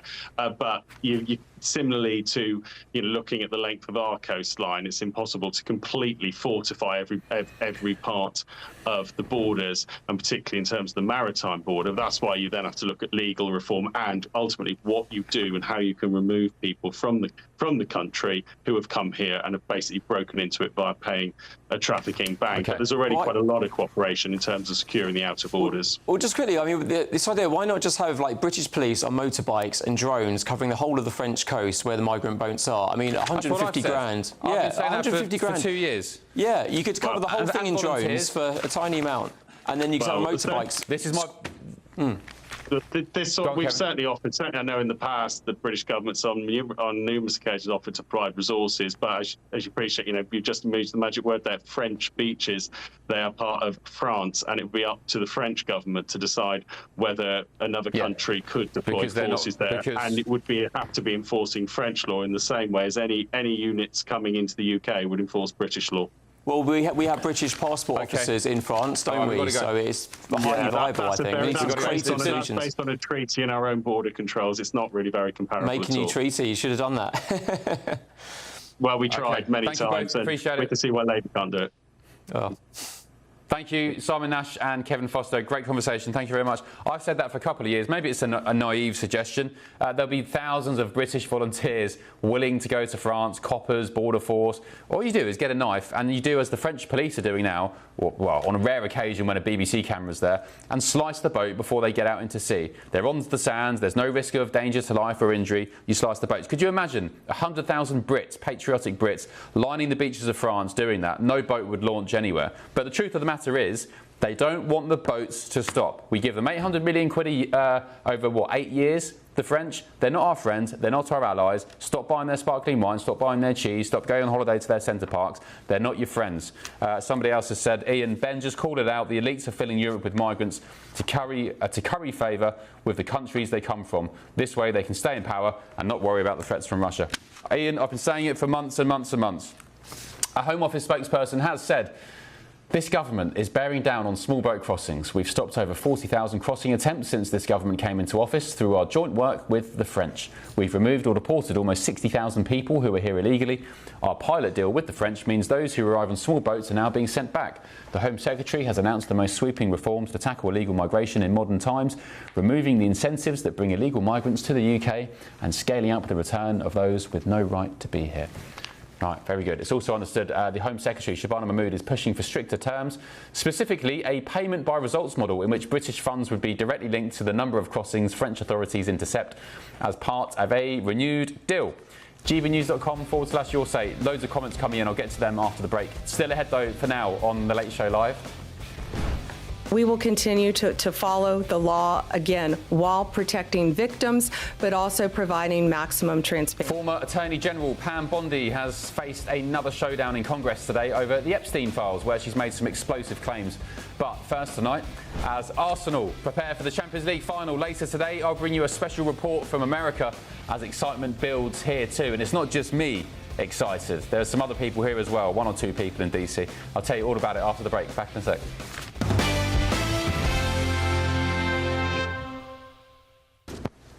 Oh, silly me, there is no break this hour. Lucky you. Now, NASA's ambitious moon landing plan has been dealt a catastrophic blow after Blue Origin's New Glenn rocket exploded spectacularly last night in Cape Canaveral, Florida. The space tech company, founded by billionaire Jeff Bezos in 2000, said there were no injuries from the incident, describing the explosion during its hot fire test as an anomaly. Competitors Blue Origin and SpaceX have both been tasked with landing humans on the moon by 2028, but with the Federal Aviation Administration grounding SpaceX's Starship and Blue Origin's rockets exploding, it means that both the launch systems set to take humans back to the lunar surface are currently not operational. So what implications does this have on America's lunar ambitions? Well, let's get the thoughts of former NASA presidential appointee Greg Autry. Greg, I will say, horrible for Jeff Bezos, for Blue Origin, for all the staff there. Luckily, no injuries or deaths. However, what a spectacular explosion. I think 20% of the energy expelled during one of the atomic bombs dropped on Japan. I didn't see that comparison, but it does look like a Michael Bay film. You know, it's if you're going to do a failure, then go all the way. So the entertainment value there is huge, and it's got people excited. It's certainly a real concern for NASA, but I'm confident that Blue and NASA will be able to work their way around this problem. Okay, what now for Blue Origin, for Jeff Bezos? How long is it going to take to repair that launch pad and all the instruments there? How much money is it going to take them? Yeah, that's the point. It's not the rocket. You know, they lost probably $100 million or so with the rocket, but they've got a whole factory, 3 million square feet, just a few miles from there, pumping out rockets. There's a half dozen ready to go. It's that launch pad infrastructure. We don't have really good data on that, but it does look like the transporter erector, the device that rolls the rocket out and then tilts it up and holds it there before the launch, was destroyed. And that is a very complex and important piece of equipment. I would say several $100 million, probably several months, if not a year, to replace that. Now, the good news is they're working on another pad in parallel to increase their cadence, and I don't know how far along they are on that, but hopefully they can accelerate that process as part of getting New Glenn flying again. So what implications does this have on the space race now between the US and China, the moon race? Because I think, was it Artemis 3 was meant to be, is it Artemis 3 or 4, which was taking astronauts back onto the lunar surface? Artemis 3 is going to dock with one of the landers, and most people were betting it was going to be the Blue lander, but the Blue lander was supposed to be launched by this rocket, and that's looking less likely now. On the other hand, it's possible to put the Blue lander onto, say, a SpaceX Falcon Heavy or United Alliance Vulcan rocket, perhaps, and still be able to execute the Artemis 3 mission. Artemis 4 will be the actual landing. Both SpaceX and Blue are working on landers. We'll see who gets there first. People were betting on Blue. That might change. But I will say that the Chinese are closer to beating us to the moon today than they were yesterday. Oh, that's a shame. Maybe we'll have to pull something out the bag, like you guys did against the Soviets at the last minute. NASA Administrator Jared Isaacman can do that if anybody can. Yeah. Greg, one last question. I know Elon Musk of SpaceX fame tweeted, or posted on X yesterday, rather. He said to Jeff Bezos, sorry to hear this, it's unfortunate, rockets are hard, something akin to that. Do you think, though, he's secretly chuffed that he saw his competitor's rocket blow up? You know, I'm sure there's a little bit of, you know, inappropriate pleasure in seeing your competitor in a race stumble, but most people want competitors in a race so that they can say they've achieved something. If you didn't have somebody worthy of competing against you, then what was the value of your accomplishment? And I think Elon and Jeff both realize that. They're both trying to push America and humanity forward into the future, and they admire each other for that. So it's a little of both. Yeah. Yeah, I guess it's maybe equivalent to, say, I don't know, a Formula One race or an IndyCar race where the two leaders are fighting it out and then one has a mechanical failure and breaks down. I mean, yeah, you've won, but, you know, not very fun, is it? Greg, thanks very much. Appreciate it. Greg Autry, former NASA presidential appointee. Mali, this was massive, huge explosion. I mean, and it's lucky that that didn't turn out to be way worse, because if you had any workers near there, there would have been no hope for survival, and if it was anywhere closer to neighborhoods, that could have been awful. So thankfully, no one got hurt. I do think, though, this could obviously slow things down when it comes to our space missions, because after seeing that, if you're the U.S. government, you got to think, we're glad SpaceX and Blue Origins can do this kind of work, but we've got to make sure that something like this doesn't happen again, because this is on the knife's edge of being just a catastrophic event. Somebody on your site, I was just scrolling through then, I've lost the comment, I can't see who said it, but somebody said, how many of our parcels went up in smoke with it? As in Amazon parcels. Well, you know, one of the most exciting things about this, and it is excellent news that no one lost their lives or were injured, but this notion of scientific and, in fact, space exploration, the curiosity that we have have not reached beyond the moon or gone further with human exploration. There are so many untold advantages and opportunities for the future of the thriving of humanity. And so to have something, obviously you want to, if you've got a failure like this, you want to minimize the risk, and particularly the risk to human life. But the opportunity on the other side is that we move past this, and these companies are able to get us out into space and to further humanity in this regard. Yeah. Sorry, I was laughing at another comment. Everybody's been quite funny tonight, unless I'm just feeling in a juvenile mood. Douglas has said, Ben, at least Katy Perry's okay. Yeah, good point, because let's speak to Michelle. Michelle, sorry to get philosophical, but I guess in losing and in failure, you learn some pretty decent lessons, and you can only really win if you lose on the way, on the journey there. So I suspect they would have got lots of important data and sort of post-mortem information about what went wrong here, which will benefit everybody, humanity, in the future. Yeah, absolutely.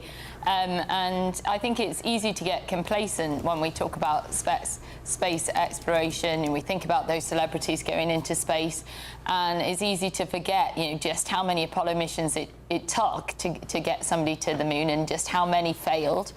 And this really brings it home to you just how difficult it is, and there is a reason why we've only got as far as the moon.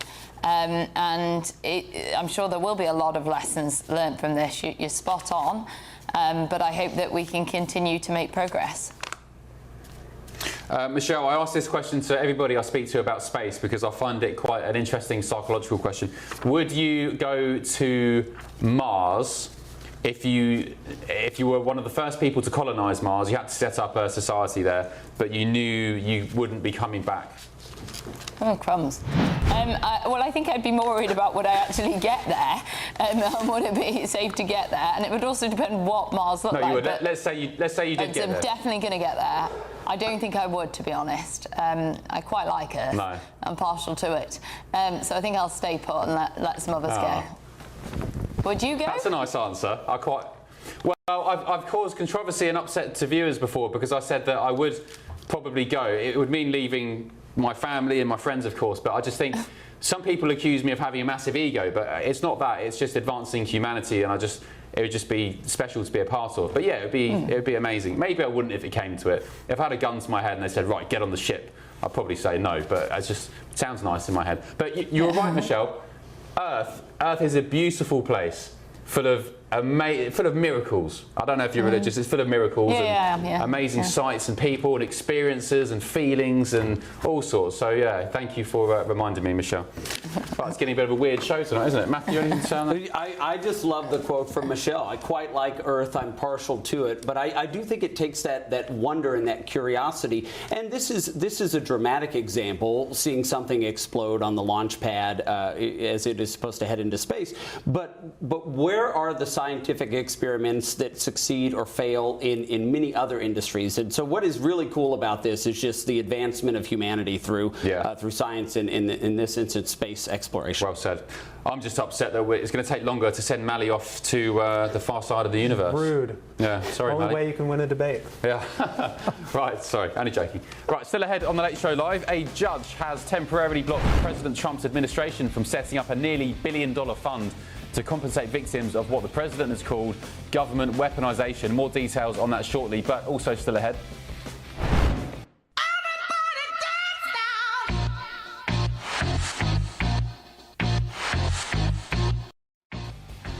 Legendary American acts are pulling out of a huge concert to mark America's 250th birthday bash, all because of links to President Trump. But tonight, CNC Music Factory says they are refusing to cave in to the backlash. They are based. One of America's most outspoken commentators will join me to discuss this next. Just when did patriotism become something to be ashamed of? I don't know. Back in a second on The Late Show Live.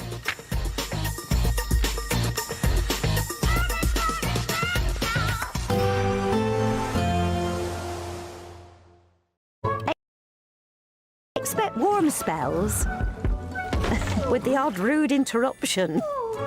Box Boiler sponsors the weather on GB. Hello, good morning. Welcome to your latest GB News weather update brought to you from the Met Office. Another dry and sunny day to come for much of England and Wales.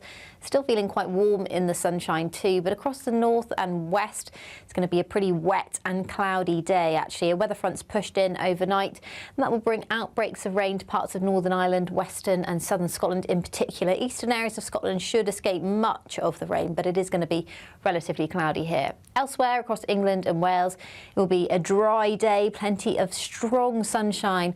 Pollen levels are high too, and temperatures will climb to the high 20s in the south and east, the mid-20s elsewhere across central areas. So still a very warm day, in fact.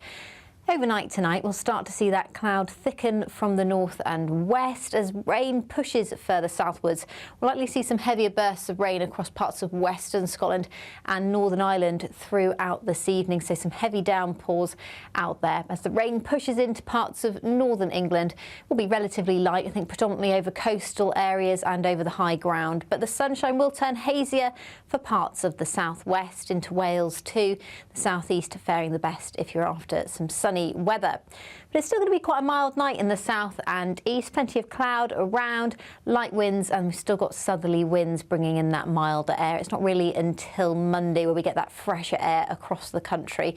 The temperature's still in the high teens in the south and east, much closer to average elsewhere though, so it should be more comfortable for most of us overnight. Heavy bursts of rain will continue to affect parts of Scotland throughout Sunday morning, and then showery rain pushes into the west elsewhere, parts of Wales, southwestern England.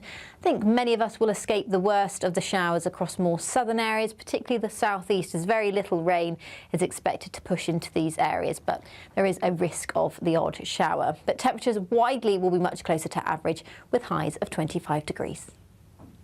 Expect warm spells with the odd rude interruption. Boxed Boilers sponsors the weather on GB News.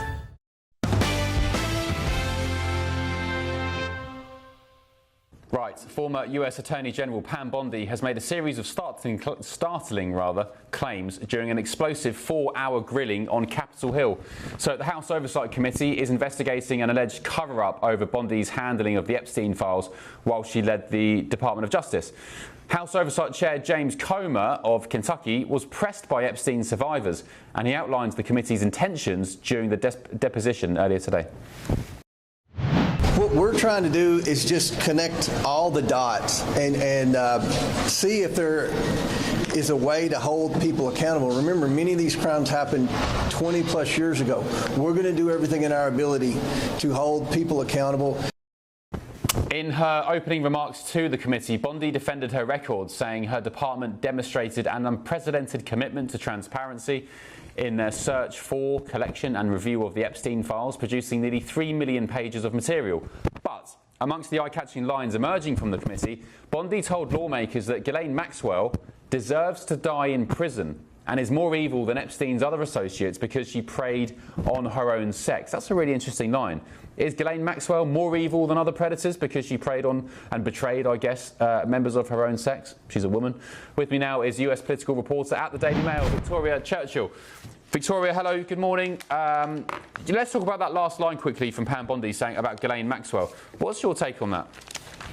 Yeah, absolutely. I mean, I think it's absolutely ludicrous that you would say anybody is more kind of at fault here than anyone else, particularly when it comes to gender, right? I think anybody that was associated with Epstein and knew about his crimes, which of course is the cause of this investigation, trying to figure out who knew what and when did they know it. And again, you know, most of the people who we have seen come out of these committees say that they did not know about any of his nefarious actions. You know, to them, he was a business partner.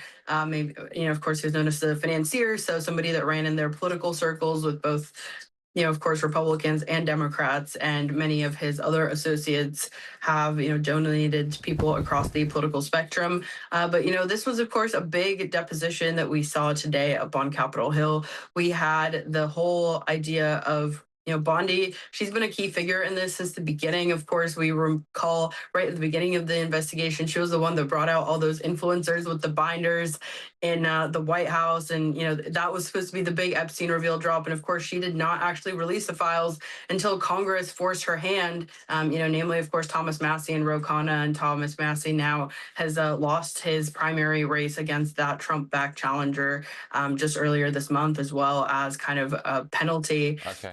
Kind of the ultimate blow for his involvement in all of this and uncovering what we have seen the Department of Justice release.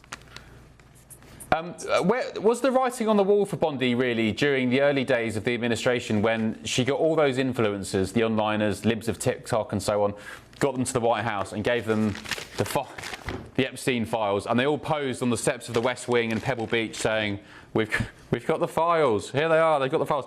They weren't the files, they were documents that had been out for years, and Pam Bondi got a lot of stick for that. Was that the beginning of the end, really? That was definitely the beginning of a lot of scrutiny that she fell under. But, I think this also draws the line between influencers and journalists. And there are some influencers that like to portray themselves as journalists. And there's a lot of journalists that are, of course, active in new media spaces. But I think this idea of, journalists, you and I, Ben, we want to question what people in authority tell us versus these influencers. They just regurgitate talking points. And, you and I can parse ideas and figure out what is good and what is bad, and we can talk about things that we think are things that move different nations forward, that are presented by different politicians, and we will kind of evaluate them fairly. But we can also read between the lines and figure out what's really going on in complicated stories, especially one like this, which I've been covering for really the greater part of a year now. All the ins and outs, twists and turns between Congress and members of the administration, even on days like today. Okay, great. Thank you, Victoria. Just finally, what's Pam Bondi up to now? She was, of course, pretty much fired. I think she's just been diagnosed with thyroid cancer, hasn't she? Has she got any other job in the administration while she's, bless her, dealing with this diagnosis? As far as I know, not in the administration. When she was leaving, Trump said that she was going to be participating in something in the private sector. That, of course, is what she was doing before she was nominated to be Attorney General. And that, of course, in itself was scrutinized. Some other foreign governments and things like that she had worked with since her time as Florida Attorney General. So, yeah, I think the world will be watching to see what she does next. All right, Victoria, thank you so much. Great to see you. Victoria Churchill, political reporter at the Daily Mail. I'll come to Michelle in just a second. Let's go to you guys first. Matthew, Pam Bondi. She says they released 3 million files. I guess if it wasn't for Pam Bondi and the files, we wouldn't have known about Andrew, about Mandelson. So it's had some effect in the UK at least. You're absolutely right, Ben. I could not be more disappointed in the stark contrast between what European nations have done with revelations in the Epstein files and what this country has not done. And this is something that President Trump ran on in 2024, release of the Epstein files and hold these individuals accountable. And this is something that has been, as someone who tries not to be cynical about what happens in Washington, D.C., I couldn't be more cynical than I am about this Epstein saga, because more people need to be held accountable. So what do you want to see then? I want to see individuals who are tied and involved go through a system, be questioned in Congress, and to the extent that they have been involved in the crimes, actually be held accountable for those crimes. But Bill Clinton went to Congress and testified. Well, and I think you have to. He answered questions. He and Hillary Clinton are very good at answering questions. They've got a long political history. They're savvy politicians. But there are many individuals who are not Bill and Hillary Clinton or President Trump who are named in these. People like Les Wexner and others who were 100%, according to the documents that we have seen and the testimony that has come out in congressional hearings, individuals who played a significant role in the trafficking and of young, vulnerable women. And it is absolutely outrageous that other countries have taken a lead on this and we've sat back and not done much. Well, you're right. And it's been incredibly disappointing to see not only the administration fight the release of this, but also how the administration has repeatedly violated the law once the law was passed. So they were supposed to release all of the files. on a certain date. They did not. They had to release it in these drips and drabs. They were supposed to make sure that only the victims' names were redacted. They left out some victims' names, but then redacted the names of a lot of perpetrators. And there's substantial evidence that they have not released all the files. The Democrats and some Republicans who have gone into the DOJ, where that's the only place you can see the unredacted files, show that Trump is mentioned way more in the unredacted files than the redacted files we received. And lastly, it's interesting to me that Pam Bondi said that Ghislaine Maxwell deserves extensive punishment. I agree, but apparently the Trump administration doesn't. President Trump, after his lawyer met with Ghislaine Maxwell, moved Ghislaine Maxwell to a minimum security prison. This was after his lawyer met with her. And when she was moved to a minimal security prison, am I allowed to cuss on this if it's repeating someone's quote? What's the word? What does it begin with? B.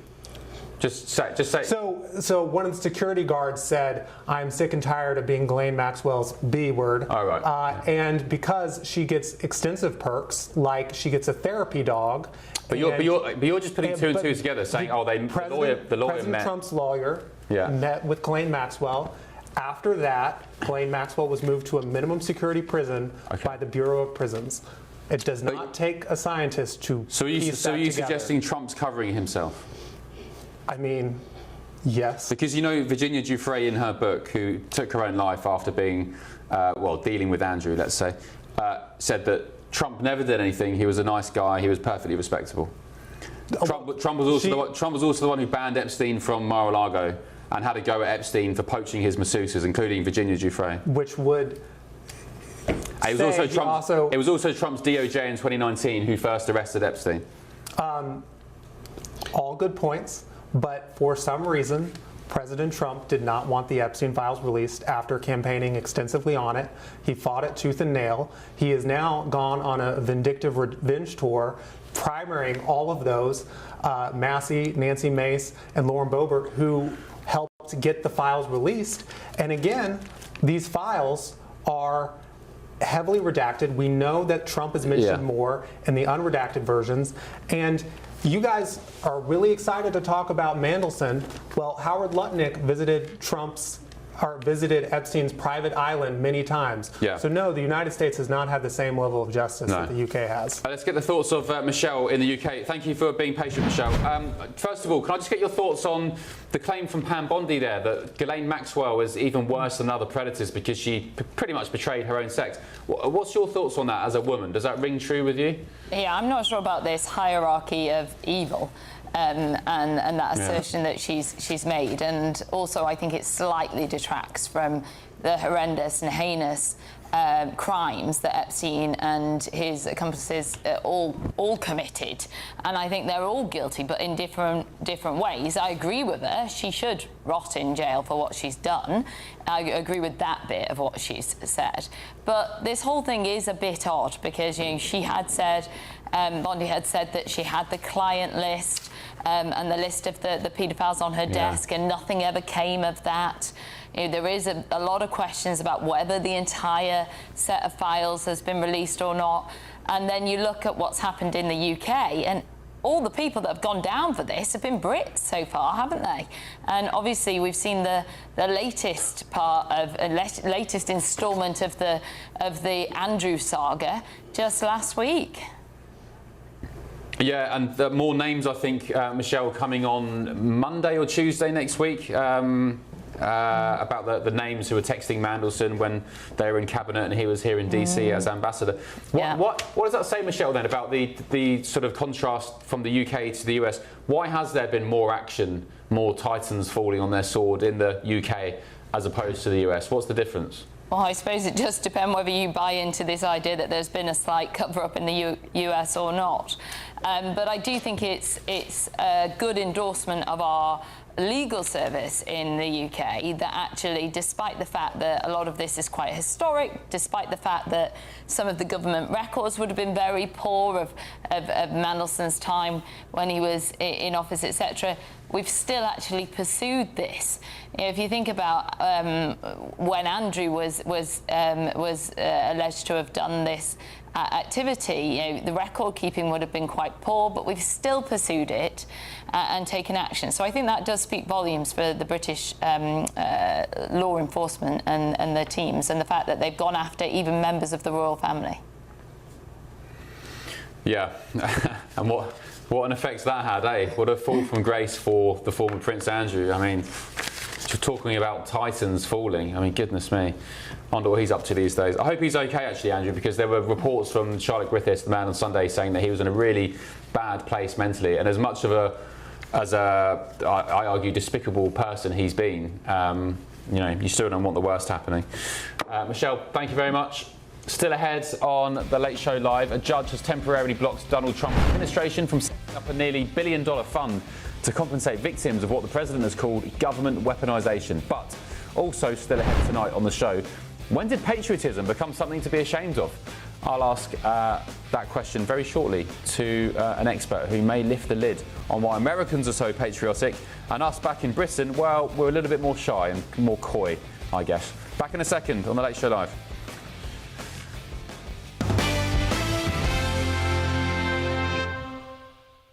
Right, so here we go. Arsenal will today face off against Paris Saint-Germain in their first Champions League final since 2006. And boy, don't I remember 2006. I think it was a Boué on the right wing who took a dive. Henry whipped the free kick in, and it was Big Sol Campbell to nod it in for 1-0. Then, of course, we got beat 2-1 because of a late offside goal from Samuel Eto'o, Barcelona. Anyway, the newly crowned Premier League champions Arsenal are looking to win Europe's top prize once more, the first in the North London club's history, and the excitement is building here too in America. If you're stuck on where to watch the Arsenal game against PSG in the Champions League final tomorrow and you're in Washington DC, well, come to this place, Franklin Hall, a massive Arsenal pub in the centre of Washington DC, one of my favourite places in the city, of course, being an Arsenal fan. Here we go, Franklin Hall. In we go. It's a massive pub. Not only do they show Arsenal games every day of the week whenever they're on, also lots of other sports as well. Multiple TVs, 1, 2, 3, 4, 5, 6, 7, 8, at least 10 TVs. Arsenal Premier League champions. This is a new update signed by all the punters and the fans who frequent Franklin Hall. Massive bar as well with a big selection of beers, including up there Arsenal Amber, which I'm sure tomorrow will be very, very popular indeed. If you come this way to the left, a second watering hole and a pool hall as well for half time. And when you're feeling a little bit peckish at half time, maybe come and get your food orders, onion dip, smash burgers, mac and cheese, all available here at the bar.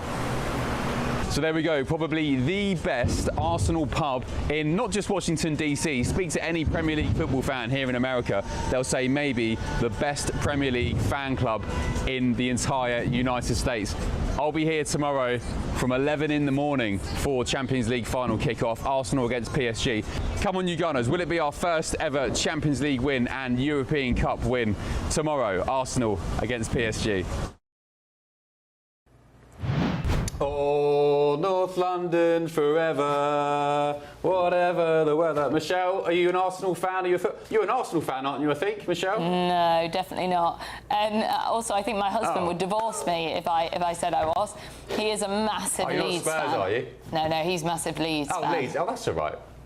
Really? He Right. always says that everybody hates Leeds. No, I don't mind Leeds. I hate Man United more. No, I'm only joking. There you go. You'd get on well with him. Are you looking forward to the European Cup final? I guess if you're not an Arsenal fan, at least you could say, I don't know, it's good there's an English team in the final. Yes, I'm very much not a football fan, full stop. But that sounds like a good thing to say. So yes, I shall say that. Through gritted teeth, Michelle. Through gritted teeth. Manny, there's a massive football community here, real football, not American football, in the United States. Loads of Arsenal fans going around DC with their shirts on after we won the league. Yeah, I mean, and it's certainly a growing sport in popularity. When I was younger, football, or soccer as we call it here, was not nearly as popular.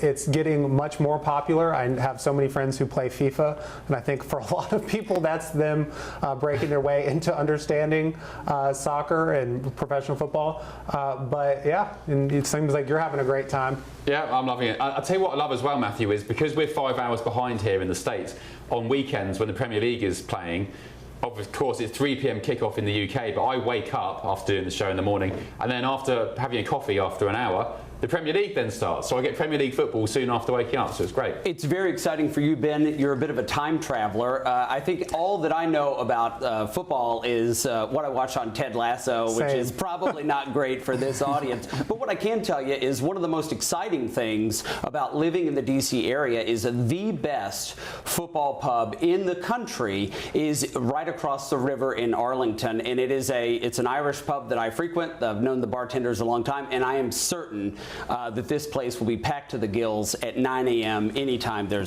is that the one you just showed me? Is it an Arsenal pub or a general football pub? Well, they're known for their support of Manchester United, but anything that I know, I'm going to lead you to that pub, Ben. But it's such a great place, and it's actually a staple of the community across the river. So it's a great place to go for shepherd's pie and also to catch any number of sporting events. Michelle, you weren't at DCMS, were you?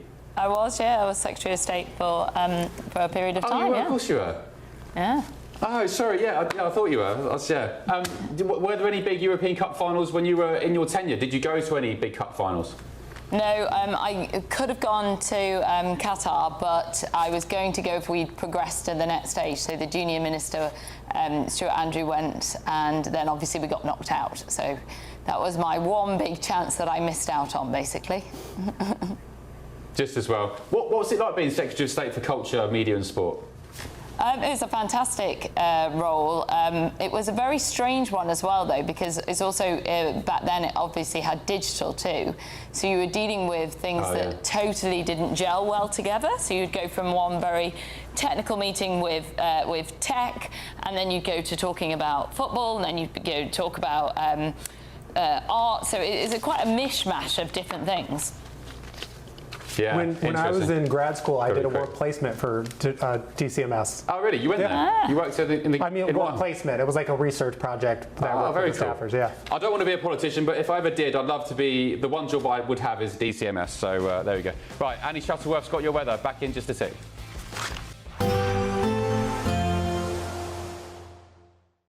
Today, clouds overhead. Total zen within.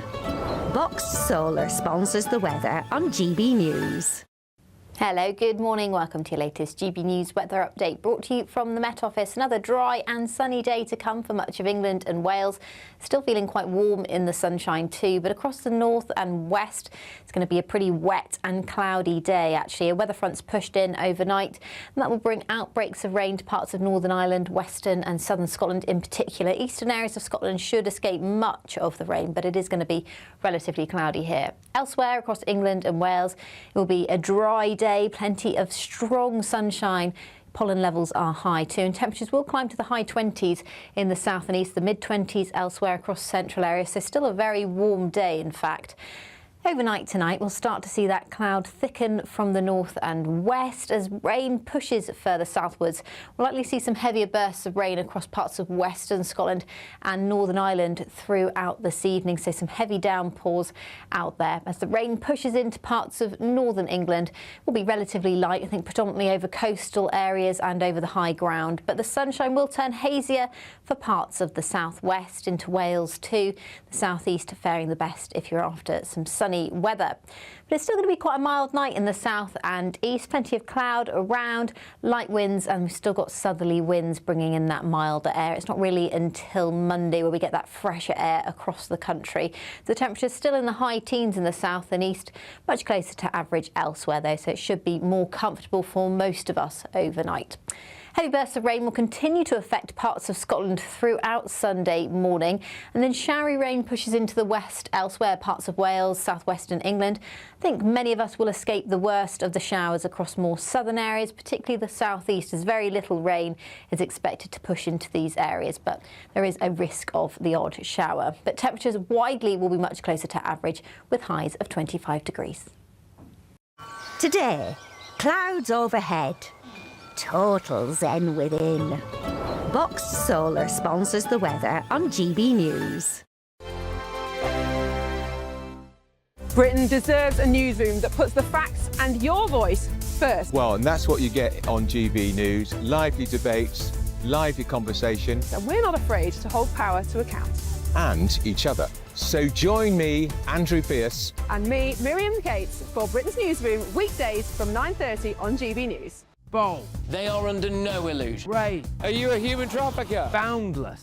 I've had enough of the nonsense, and I'm not afraid to say it. Don't get us on the BBC. Every weeknight, I tear through the headlines. The smell of gasoline. Should we be worried about it? From Westminster madness to cultural war chaos. What I'm going to do now is they are throwing things out the car as we speak. Get ready, Britain. Here we go. Patrick Christie tonight, weeknights from 9 p.m. only on GB News, Britain's news channel. From the school run to the home run, watch a new show for all of Britain. He can say whatever he wants. A straight talking show where all voices are heard. And, you know, when are we going to stop talking about smashing the gangs and actually do it? With the stories that matter from every part of our country. There's a bit of a crash landing there for your Chancellor. Bold, fearless and standing up for you. That's me, Martin Daubney, 3 p.m. till 6 p.m. weekdays, here only on GB News. The People's Channel, Britain's news channel. From court mornings to warm family brunches, from football to tennis in the car, in the kitchen. GB News Breakfast is there with the stories you need and the conversations that matter. Anyway, let's talk business. Well, it has been a historic night in British politics. It's astonishing, isn't it? We're here again.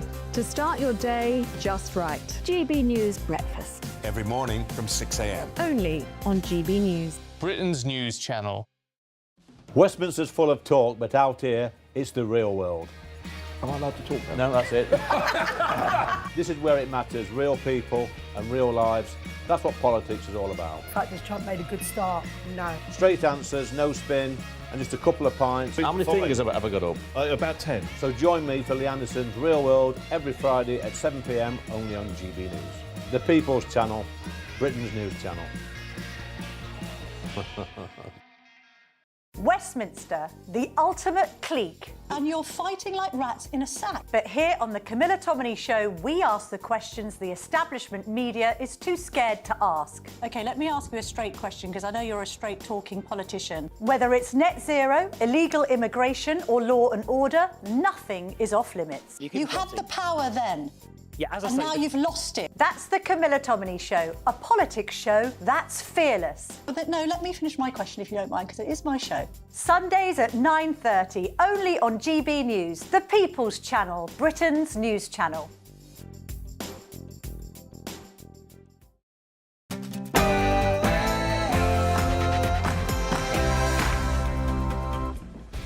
Hello, happy Saturday, live from Washington DC. This is GB News with the stories shaping Britain and America. Trump locks in. The US president holds a 2-hour intense Situation Room meeting to make a final determination on whether to extend a ceasefire with Iran. Let them have a nuclear weapon, or you'd have problems like nobody would believe. Bondi fights back. Former Attorney General Pam Bondi is grilled for 4 hours over the release of the Epstein files, making some pretty explosive claims. And Kennedy Center rebellion. A judge says the president had no legal right to rename America's national arts venue the Trump Kennedy Center. But is this protecting JFK's legacy, or maybe just another attempt to stop Donald Trump putting his stamp on America? And also tonight,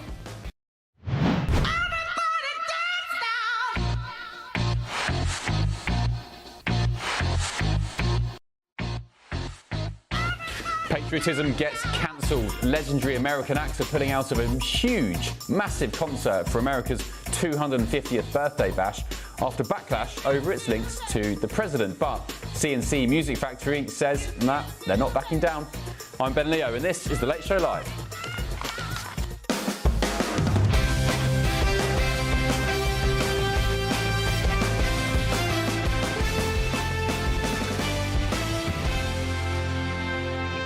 Good morning to you. Hope you've had a good day. Joining me in Washington this evening is my panel, the Democrat strategist Mally Smith and the Republican strategist Matthew Hurt, surrounded by strategists. And in London, former Conservative minister and strategist Michelle Donovan. Thank you, Michelle, for your company. Right, a GB News alert to kick off this hour.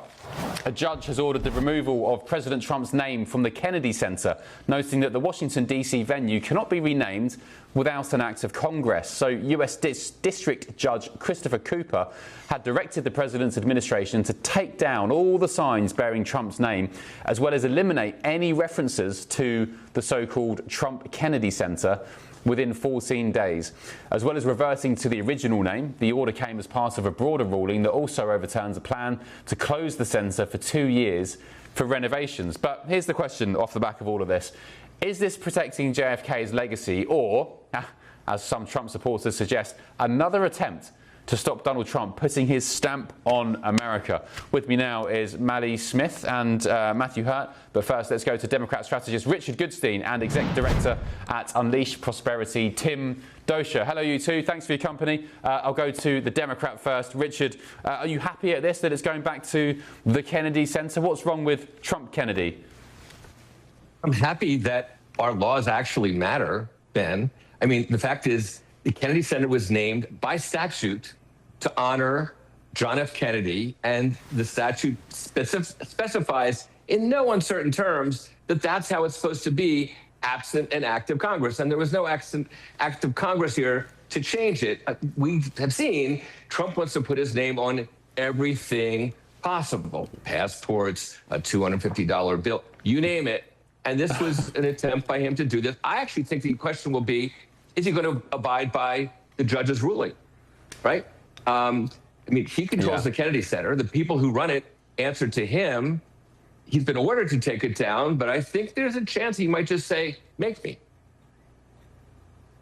Yeah, well, Richard, what is the big deal, really? I mean, there's bigger things going on. You've got to sort gas prices, you've got the economy, you've got immigration to focus on, you've got Iran, all sorts going on. I mean, what's the big deal? Why do Democrats, should I say, get their knickers in a twist just because Trump wants to put his name on the Kennedy Center?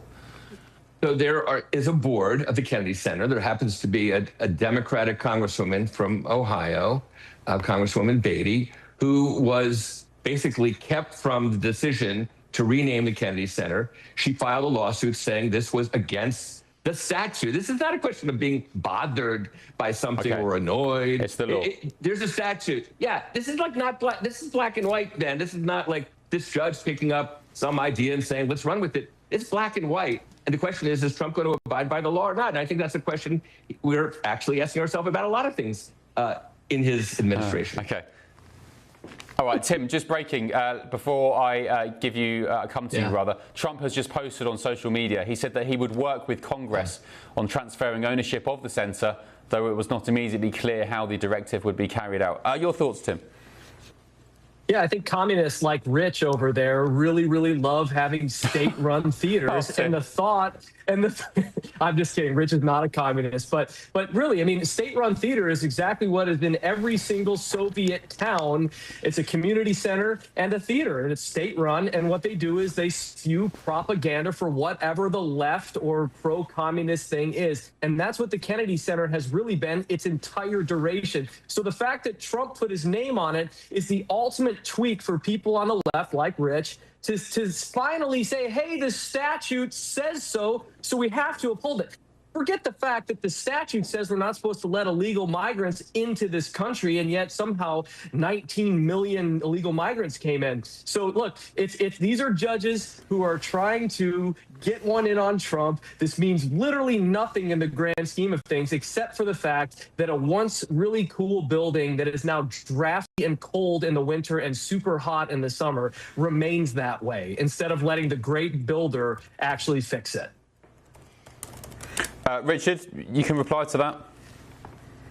Well, this just goes to show you how desperate. Look, Donald Trump is the singular most unpopular president at this point in his presidency of all time in the United States. Okay, so you have people like Tim, communists, this. Look, there are laws. We have them for a reason, and for a judge to say with immigration, right? With immigration, right? For this, hey, Tim, I didn't cut you off, man. Hey, this judge had a controversy before him, which is it legal for Trump to put his name on it? Answer: the statute makes very clear, no. And so we could kind of call people names and pick other issues that you want as a matter of distraction. But here, this is black and white. As I said, there's a reason I think that Trump is saying maybe Congress can kind of get me out of this jam. He's probably going to see if he can get this on one of these bills that only takes Republican votes. Rich, my guess is he'll fall short. Hold on a second. Rich, if you think that Trump is the first president to do something extra statutorial, you're higher than a freaking kite, man. Like, this is absolutely not something uncharacteristic of a president. Courts just slapped down Obama with the Chevron doctrine for literally putting total legislative power in the hands of government-run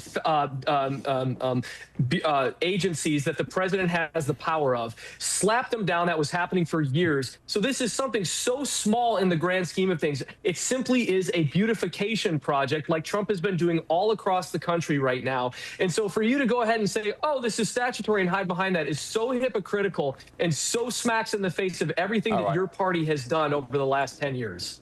I hope you realize nobody in the world who's watching this, Tim, nobody in the world who's watching this has any idea what you're talking about the Chevron doctrine, okay? Again, we have statutes in this country. We abide by them or we don't. In this case, the judge said, yeah, it's not too much to ask to abide by them. Yeah, but they know about all those illegal immigrants that your party let in, so that is true. Great. Congratulations. Okay, thank you both. Appreciate your company, guys. Spirited debate. Thank you very much, Richard. See you, Rich. Thanks, Ben. See you, mate. Well, that was entertaining. Matthew? Well, Tim makes an excellent point. It is such a small issue that why on earth is President Trump so concerned about it? This is a style over substance argument. It clearly violates the law. Now, I could say that this federal judge was appointed by Barack Obama and there's a tremendous conspiracy around it. But this is something where President Trump wants to leave a legacy. And if I were in that administration, I would say, what are we doing with the economy? What are we doing with foreign policy, and not worrying about where my name was on what building where. Now, Tim does make another excellent point in that the state should not run arts and culture centers, something like this. But this is a living tribute to President Kennedy, and I'm not particularly worked up about it. I just am fascinated that we've spent so much time now arguing about something that's clearly black letter against the law. If President Trump wants his name on the Kennedy Center, he should go to Congress and have them pass. And I just want yes, go on. So I was going to say, there isn't really a debate on the law. It's clear. The issue here politically is that this is terrible for Trump, and you don't have to look much farther than the black and white polling data. President Trump is about as unpopular as he's ever been. The closest we've seen, and some polls have him more unpopular, that was the January 6th insurrection. And one of the reasons why is that close to 70% of Americans believe he is not focused on the right issues. He's not focused on the right priorities. What's that according to? Poll? Yeah, there's multiple polls that show President Trump is not focused on the right priorities. And that's especially true when Americans are hurting economically. They want a president who is focused on that. Let's look at the numbers. In 2024, GDP growth was 2.8%. 2026, it's 1.6%. And inflation, 2024, it was 2.9%. Now, it is 3.8%. Wages in 2024 were rising faster than inflation. 2026, they're slower than inflation. The unemployment rate in 2024 was 4%. In 2026, it's 4.3%. You get the point. The economy is not doing well, and Americans are unhappy. Stock market's at all-time highs. Fine. I'm glad you can point to one thing. Americans are unhappy with the economy. There's the lowest consumer sentiment we have ever had. And that is why President Trump is politically unpopular. And my suggestion to him would be, and advice is free, and advice is worth what you pay for it, and this is free. He should focus on the economy, tout his wins, and say he's going to try to deliver more for Americans. And then if the economy turns around and he has a successful presidency, maybe more people would be willing to put his name and face on all the things he wants his name and face to be on. Never. Mally, you know that's not true. Matthew as well. President Trump could get 10% GDP, inflation could be at minus, you'd have deflation. But the problem is it's not. The stock market could double overnight and people would never allow Trump to be on a dollar bill. You say that when President Trump was elected, he was much more popular than this. Mally, you and I know that. Trump could cure cancer tonight and people would still have a go at him for it. And that is objectively true. What's objectively true is Trump can defund cancer research, which he's done, and folks like you would still support him. But here's the thing. He was much more popular at the start of this term, and it's cratered. And if you want to start, you should stop digging the hole. And digging the hole is focusing on this. And my Republican colleague agrees. Well, Ben, I would say, is the only Republican strategist in the studio tonight. I want Republicans to keep the House. I want them to keep the Senate in November. And the things that the president seems to be concerning himself with here in this instance go straight to the heart of those poll numbers. Most Americans think the president is distracted with foreign intervention. This issue here it's a distraction from what most people think about when they try to make the mortgage, when they go to the grocery store to buy groceries, when they fill up their gas tank. And this is something that will plague him because it is a personality trait, and it is going to plague Republicans all the way through Election Day. Well, and Ben, one thing I'd say too is that, you know, if he was talking about his tax cut bill, or he was talking about his success on immigration, I could be here saying why I think the tax cut bill is bad policy. But he at least would be putting forward a message of this is what I'm doing to try to increase Americans' prosperity. The problem is right now, it doesn't look like he is focused on these things because he can't stop talking about this, the ballroom, the insurrectionist slush fund, the 1-800 I bear maced a cop and I need cash now insurrectionist fund. The one that Gavin Newsom just said he'll slap a 100% tax on. What silly man? What a silly man. I don't think that money should go out to folks who assaulted cops. Do you? Did they all assault cops? Well, everybody in receipt of that fund has assaulted a police officer. I would like the Trump administration to say that they won't give money to. Nonsense. Anyway, British viewers. Do you think that the Trump administration should give money to folks who've assaulted cops? British viewers won't know what we're talking about. Of course, because we're talking about something that's unfavorable to Trump. We want to move from that. But you don't think. Mally, you always say that. You always say I want to move on when we're talking. I have criticised Trump tonight for Iran. I don't just sit here blowing smoke up Trump's backside. I'll criticise him when he has to. When he had to go at NATO and said that UK troops, or suggested at least, he apologised and clarified that UK troops are on the back line, I went on the airwaves and I criticised him. I've criticised him tonight over Iran. I don't just move on. So let's stop that nonsense. I don't want. Stop that nonsense. I don't want. I'll start calling you Malbert. We call him Malbert. I'll start calling you Benjamin. I don't want a $1.7 billion fascist in, cash out fund for folks who've assaulted cops, and Americans don't want that either. Okay. Michelle, what's your take on the Trump-Kennedy Center? Does it matter? It seems like a really petty situation on both sides. It's just like, imagine how much taxpayer money is being spent on this, and it just seems ridiculous. Well, it is ridiculous, but I do think it's quite obnoxious on the behalf of Trump, and it really is fueled by his ego. He's started this war in Iran, which is on the verge of causing a global recession, and therefore there are bigger fish to fry than worrying about whether his name is on this. And the fact that his name went before Kennedy says everything, doesn't it? It wasn't the Kennedy-Trump Center, it was the Trump-Kennedy Center, which I think speaks volumes. I think going about things like this sort of takes away from it, doesn't it, really? Having your name on these types of buildings is a huge honour and a privilege, and is part of a legacy. But if you're having to impose it and fight for it, it's not really the same takeaway. No, yeah, well said. I think he'll back down. There are plenty more pressing issues to focus on in the Oval Office. I suspect he'll back. Or maybe he won't. He likes a lawsuit, doesn't he? Right, let's move on. Over half of the performers that were set to take part at the Great America State Fair concert series to celebrate America's 250th anniversary later this year, well, next month actually, they've pulled out, claiming they weren't aware the event was seen as Trump-backed. Well, the latest musician to drop out is lead singer of metal band Poison, Bret Michaels, who attributed his abrupt cancellation to what he called threats and the event's divisive response. The organisation that is coordinating the events, called Freedom 250, said in a statement that it's focused on bringing Americans together. So on the cusp of the 250th anniversary celebrations, should performers be putting politics aside in favour of national unity? And since when was patriotism something to be ashamed of anyway? Well, let's get the thoughts now of the host of Law and Border at Real America's Voice News, Ben Berkram. Ben, great to see you, my friend. Great. Does anyone care that these people have pulled out if they're just going to be moaning snowflakes and they don't want to celebrate America?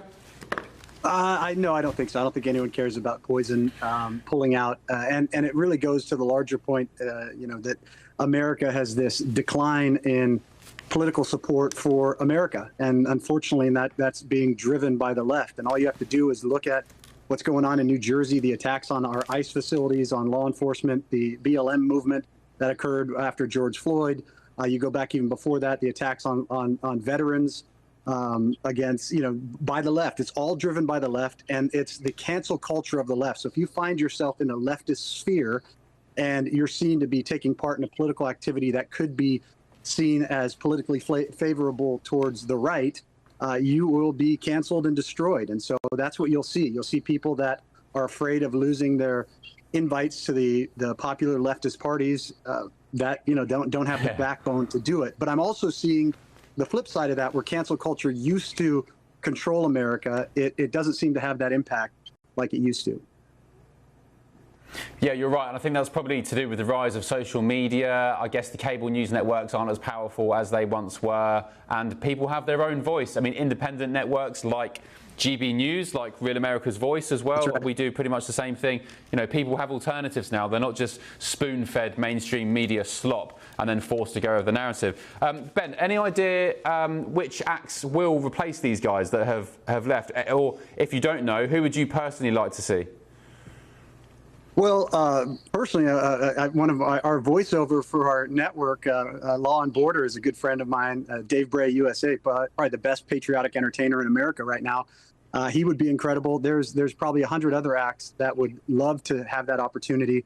And I think what you're going to see is those acts filling in with people that love America, and there will be a shift. I mean, if you haven't been there, I was down there just last week when we were doing the Rededicate America to God and the foundation of this nation and what they're setting up. It's going to be incredible. We're going back out for the 4th. We're going to be there with our family for the days leading up to the 4th. And it's going to be an amazing event. So I think anyone who chooses not to take part in it is just shooting themselves in the foot. I think there's going to be plenty of other acts that fill in that love America. Look, if you don't love America, then don't go. We don't want you there. If you don't want to celebrate 250 years of the greatest country in the history of the world, then don't go. But if you do love America, I think there's going to be plenty of acts out there that are willing to go out and put their name on it. Yeah, well said, Ben. I passed that worship event down in DC the other day. It looked amazing. The setup looked great. And yeah, I just thought, I had this perception, Ben, before I let you go. I've been here in DC since September, and I had this perception that, you've got radical leftists, fine, you've got, the political spectrum. But I thought at the end of the day, if you can come together to celebrate America, raise the flag, and put politics aside just for a few minutes and celebrate your great nation, which is celebrating a massive birthday, 250 years. And by the way, in comparison to Great Britain, we've been around far longer, far more history, but you've achieved... that's not a bar, by the way. I'm getting to my point, which is you've achieved so much in a short amount of time. You've got so much to shout about. So I just would have thought, Ben, that people would have put that aside for 2 minutes, stop complaining about Trump and migration and whatever, and then just come and just have a good time and celebrate your birthday. Yeah, unfortunately, too many people have bought in. Basically, the Democrat of old, the Democrat Party of old, even JFK. JFK would be a Republican today. The current Democrat Party is held up by, I call it a three-legged stool of communism, jihad, and cartel influence or transnational criminal organizations. Those are the wind in the sails of the Democrat Party. And if you go outside of that, if you happen to be in the sphere of the Democrat world and you go outside of that, you are in the crosshairs of the most violent, disgusting people in America right now. And sadly, as you pointed out, it used to be both sides, right and left, would come together and we'd say, hey, we put our disagreements aside, we're going to celebrate America. Unfortunately, you don't have that now, but I do think we're having a rise, a resurgence of patriotism. Charlie Kirk was a huge part of that, and I'm still, but as we're seeing this, what concerns me more is the divide even in MAGA on the right, where you have outside forces coming in to try to divide. My experience is the devil uses two primary weapons. It's division and distraction. So anytime I see those, I avoid them. I stay focused on my mission. And I think we're seeing that where people are starting to see that stark contrast between what the left wants for America, and that's communist jihad, and what the right wants for America, and that's just less government, get out of our lives, let us live our lives, and support our country. And so, and by the way, get rid of illegals that are victimizing American citizens. It's pretty simple. But as to your earlier points, we've got to stay focused on those issues and not get distracted by things that really don't matter. Yeah, well said, Ben. We share in the UK lots of your same troubles and strifes. I went down to the southern border. You've stopped all the illegals. Now you're just trying to deport them. We've still got them coming in, but that's another conversation. Yeah. Unfortunately, you guys are pretty much dead on that issue. I was there the last 2 summers. I spent a night in Calais watching illegal African Muslims waiting for their boats to come across. I've been threatened to be shanked in my neck at the University of London and attacked by Senegalese under the Eiffel Tower in France. Europe is, unfortunately, it feels dead. And the problem is, if America falls, the world falls. And I pray that you guys can turn it around, and I pray that we can as well. But this is a major fight, global fight that we are all in right now. Yeah, thanks, Ben. Yeah, you mentioned Charlie earlier. He said to me when I had the privilege of interviewing him last summer, 4 months before he was murdered, he said, I love your country, but you need to get your mojo back. You need to find your energy again and get your mojo back. And he was right. Ben, thank you so much, mate. Hopefully see you in DC in a few weeks or so. That's Ben Bergquam there, host of Law and Border at Real America's Voice News. Right, he's great. Mally, your response to listening to Ben? Not of your politics. I just want to know which of the three-legged stool I am, of the communist. You're communist jihadist. Communist jihadist. Labels. He's right though. We are under attack by Matthew. You're laughing. We are under attack by commies and jihadists and Islamism and Marxism. You think again, it's another objective fact. It's an objective fact that every Democrat is a communist jihadi. Not every Democrat, but there is an agenda. There is a communist agenda. I mean, look at Mamdani in New York. He's a communist. Look at what's going on in the UK. Zach Polanski, leader of the Green Party. These communists. The Green Party in the UK, the deputy leader has made some atrocious comments about October the 7th. You know, it's not hard to see. You don't need to be a weatherman to see it raining outside. There's that, and you also don't need to be a weatherman to see that most Democrats who are running for office, their policy positions are these radical things like we shouldn't have a tariff on Americans that are costing $2,500 per year, that we shouldn't cut Medicaid to fund tax breaks for millionaires and billionaires, and that maybe we shouldn't have let the Affordable Care Act tax credits expire, so premiums doubled for Americans on Obamacare. Those are what we're running on, but he can be as deluded as he wants on what he thinks his politics is. The question on the patriotism front, yeah, I wish there was a 250th celebration that wasn't political. I think one of the issues that we have in our time is that everything is political. Our sports, our culture. Part of that is not Trump's fault. We've been veering towards that as a nation, just every successive year, things getting more political. But I would also say part of that is Trump's fault because Trump makes himself the center of attention on everything he does. That's a political skill that helped get him reelected, but it also has its downsides where everything becomes about him, so it's hard to disentangle, this is a government event compared to this is a Trump event. Matthew, your take. You know, Mally took a lot of wind out of my sails here. I think Ben made an excellent point in the Me or him? Well, other Ben. Oh. Ben made an excellent point because polls do show consistently that conservatives and Republicans are more patriotic than our left-wing counterparts. However, as Mally just noted, if there is no way to untangle America's 250th anniversary, the celebration that should exist in Washington, D.C. and around the country, and the personality of President Trump, I think it certainly puts a bad taste in Democrats' mouth, but also independents and people who don't think about politics all the time. And so I'm equally concerned about that. I think that many people would come to D.C. and celebrate if they didn't think it was so closely tied to this particular president. During the Easter egg roll, when President Trump was talking to children, he started attacking Democrats on immigration. So this idea that we're going to be mad at Democrats for not participating in these events that we're going to say is apolitical, but President Trump on Jesus' resurrection can't stop being political. But I mean, he potentially thinks he is God, because we saw that. I can't remember what he said. He was only joking with the kids. He said something like Biden. My point is he never disentangles something from politics himself. Yeah. Who would you like to see perform? I'd like Metallica or the Chili's. I love indie rock from Nashville from about 1998 to 2010. There's some really great. Nickelback? No. Where are they from? I have no idea, but I'm sure Nickelback would love to be on the mall. But Beyonce and Kendrick Lamar. Oh God.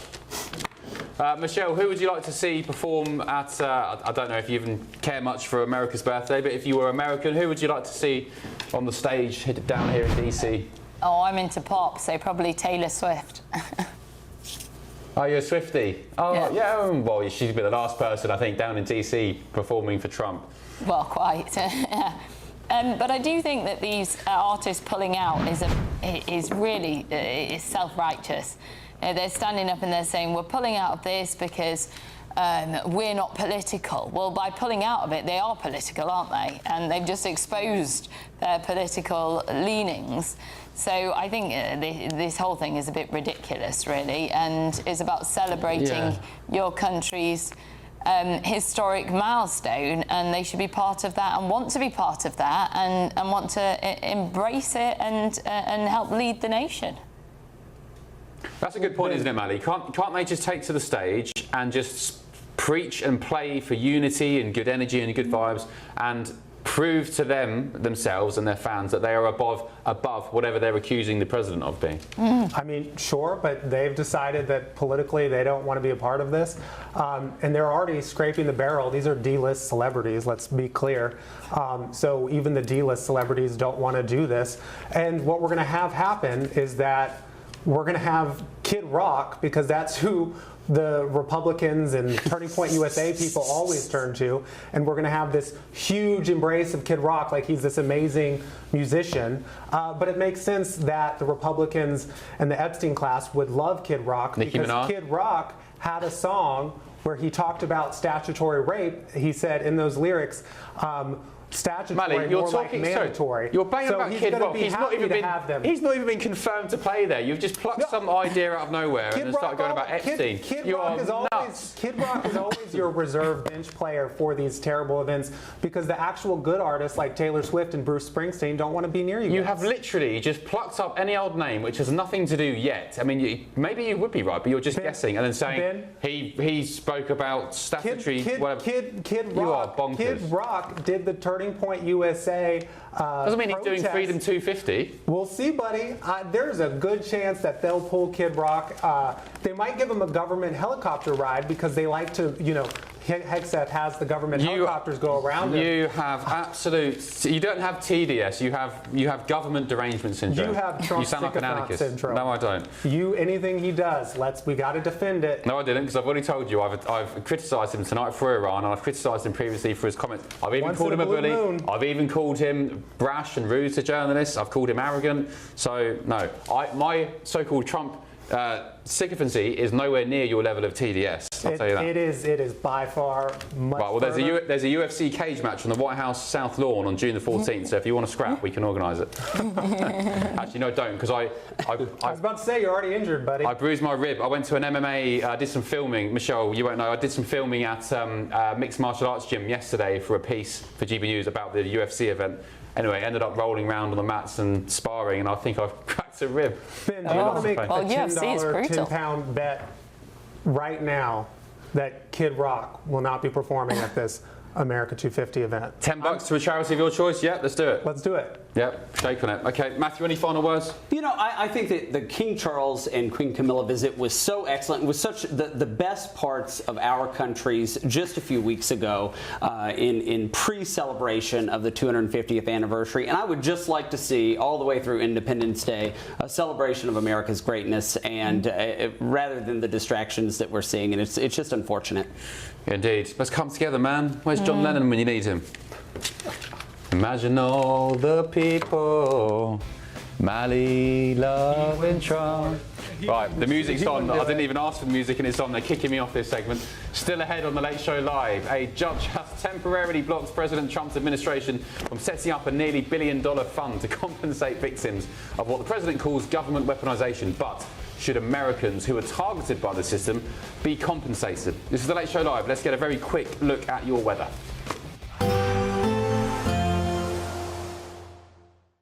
Expect warm spells with the odd rude interruption.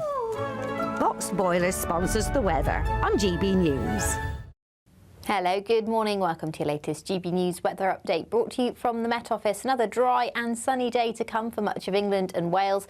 Still feeling quite warm in the sunshine too, but across the north and west, it's going to be a pretty wet and cloudy day, actually. A weather front's pushed in overnight, and that will bring outbreaks of rain to parts of Northern Ireland, western and southern Scotland in particular. Eastern areas of Scotland should escape much of the rain, but it is going to be relatively cloudy here. Elsewhere across England and Wales, it will be a dry day, plenty of strong sunshine. Pollen levels are high too, and temperatures will climb to the high 20s in the south and east, the mid-20s elsewhere across central areas. So still a very warm day, in fact. Overnight tonight, we'll start to see that cloud thicken from the north and west as rain pushes further southwards.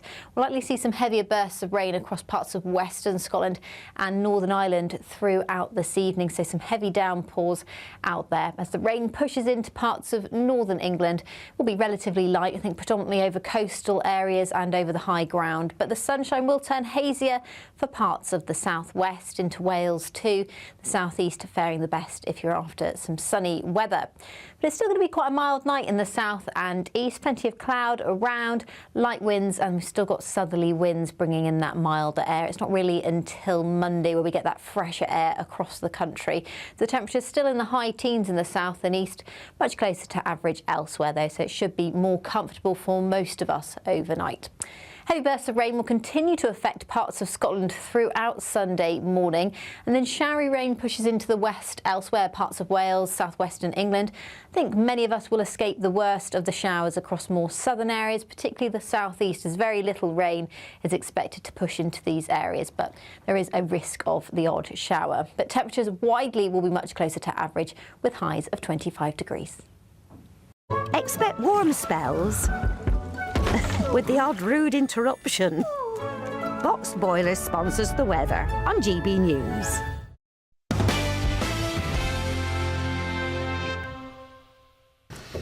A federal judge has temporarily blocked the Trump administration from making payments from a $1.8 billion anti-weaponization fund. Former federal prosecutor Andrew Floyd filed the initial lawsuit alleging the fund was an illegal scheme that was solely intended for allies of the president. The subsequent order prevents any further transfers of funds whilst the legal challenge proceeds, and the fund was established initially following an agreement between President Trump and America's Internal Revenue Service, their version of HMRC, allowing alleged victims of weaponization to claim a share. So while supporters of the president see the fund as a necessary instrument to combat alleged past lawfare, his critics allege it's no legal basis, whilst excluding his critics who are reportedly harmed by government abuse. With me now is senior Washington correspondent at Town Hall, Cameron Arcand. Cameron, great to see you, my friend. Just in layman's terms, because I'm quite sure some viewers and listeners wouldn't have understood really what this is. What is this fund? Why was it set up, and who's it for? So let's put it this way. There was a lawsuit that Trump filed against the IRS for a leak of his tax returns. Then this was settled outside of court. And as part of that settlement, they said, we're going to create a nearly $2 billion fund to basically support people that in their eyes have been victims of weaponization of the Justice Department. Now, what that means is people can apply for this, but it also means that people can, certain interpretations of this as well. But a judge today reopened this case and said that they actually want to take a look at this fund and how this process and this agreement came about. So this threw a major wrench into that today. So what's the judge's issue? Surely the president or the administration is just saying, look, great American public, here's some money. If you feel like you've been a victim of weaponization of the justice system, whatever, here's a fund, and you can go through due process to fund that. What's the judge's problem? Is he a Democrat? He must be a Democrat. So here's what I do know. What I do know is the reason why they were looking at this order had to do with the fact that it was done, the settlement was done, it seemed like in their eyes fairly quickly, or they didn't like the fashion in which the settlement was conducted. There was also calls from a group of, I believe, former judges who said, hey, we're not cool with this. Please take another look at this. And then this judge did take the pretty rare move to reopen a case like this after it had been settled outside of court already. So it'll be interesting to see what actually happens here. But what this did do was it created a bunch of lawsuits. I think there were 2 or 3 circulating related to this fund. And it's creating a lot of pushback in Congress as well, particularly from Democrats and some Republicans who want to know what the guidelines for this actually look like. I talked with the GOP Senate aide today, and that individual told me that, there was this big meeting last week with Acting Attorney General Todd Blanche,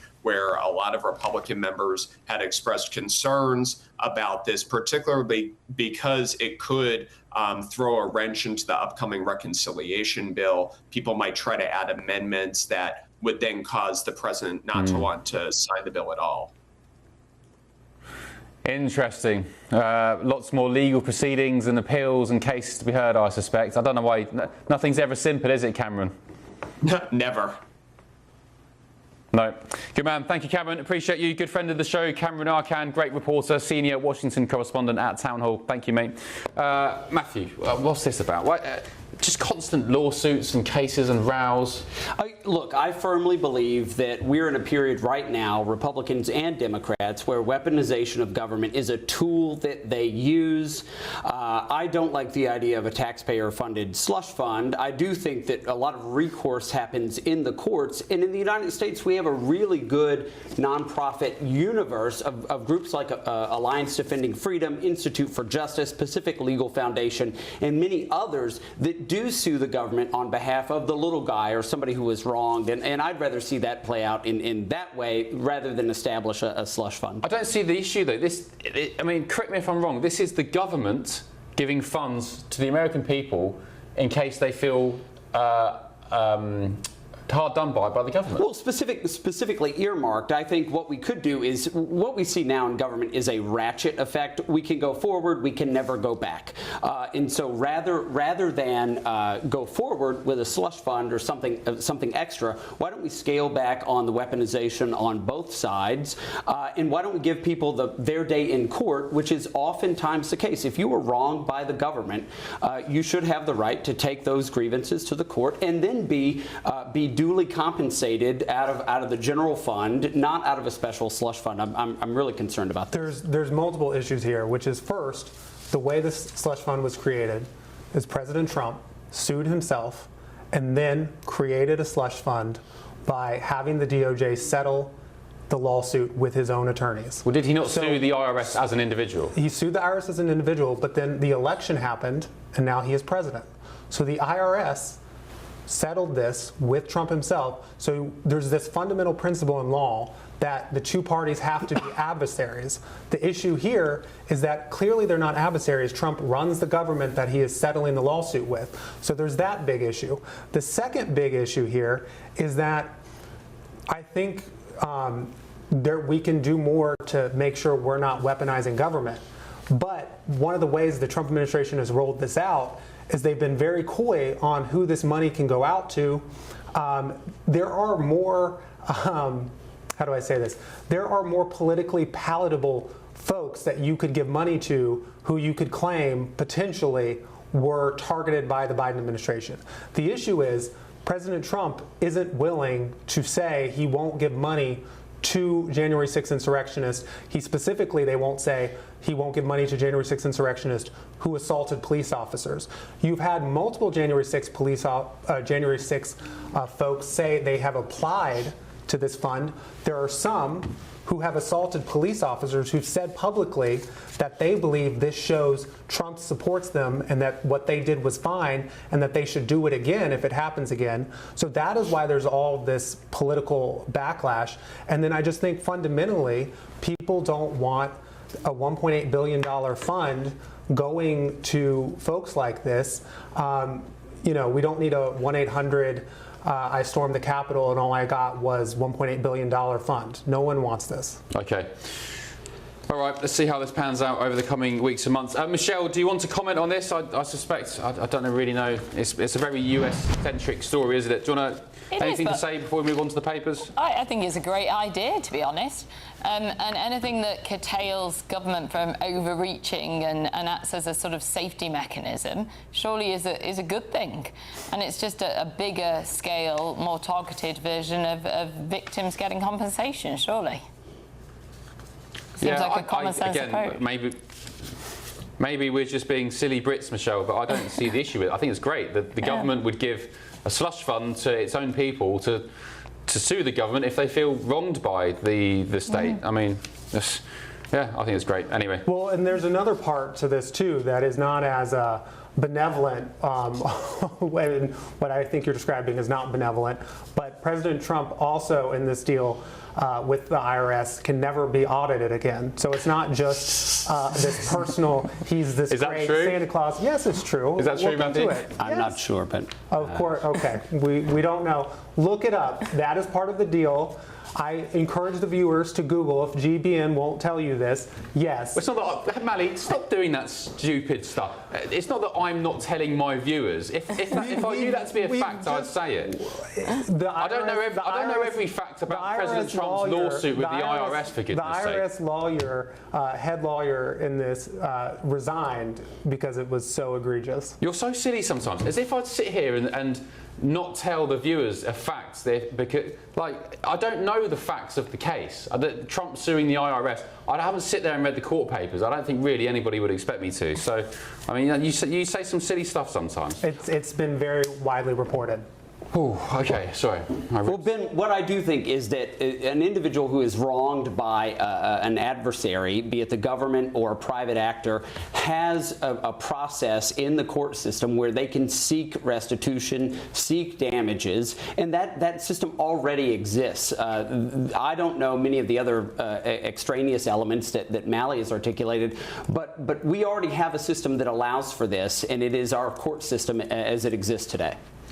I've just Googled that, the IRS audit. It says they've agreed to drop all pending probes of Trump over whether he's paid taxes, so pending investigations. Yes, Donald Trump is unable to be audited by the IRS for past tax returns because of the so for past acts.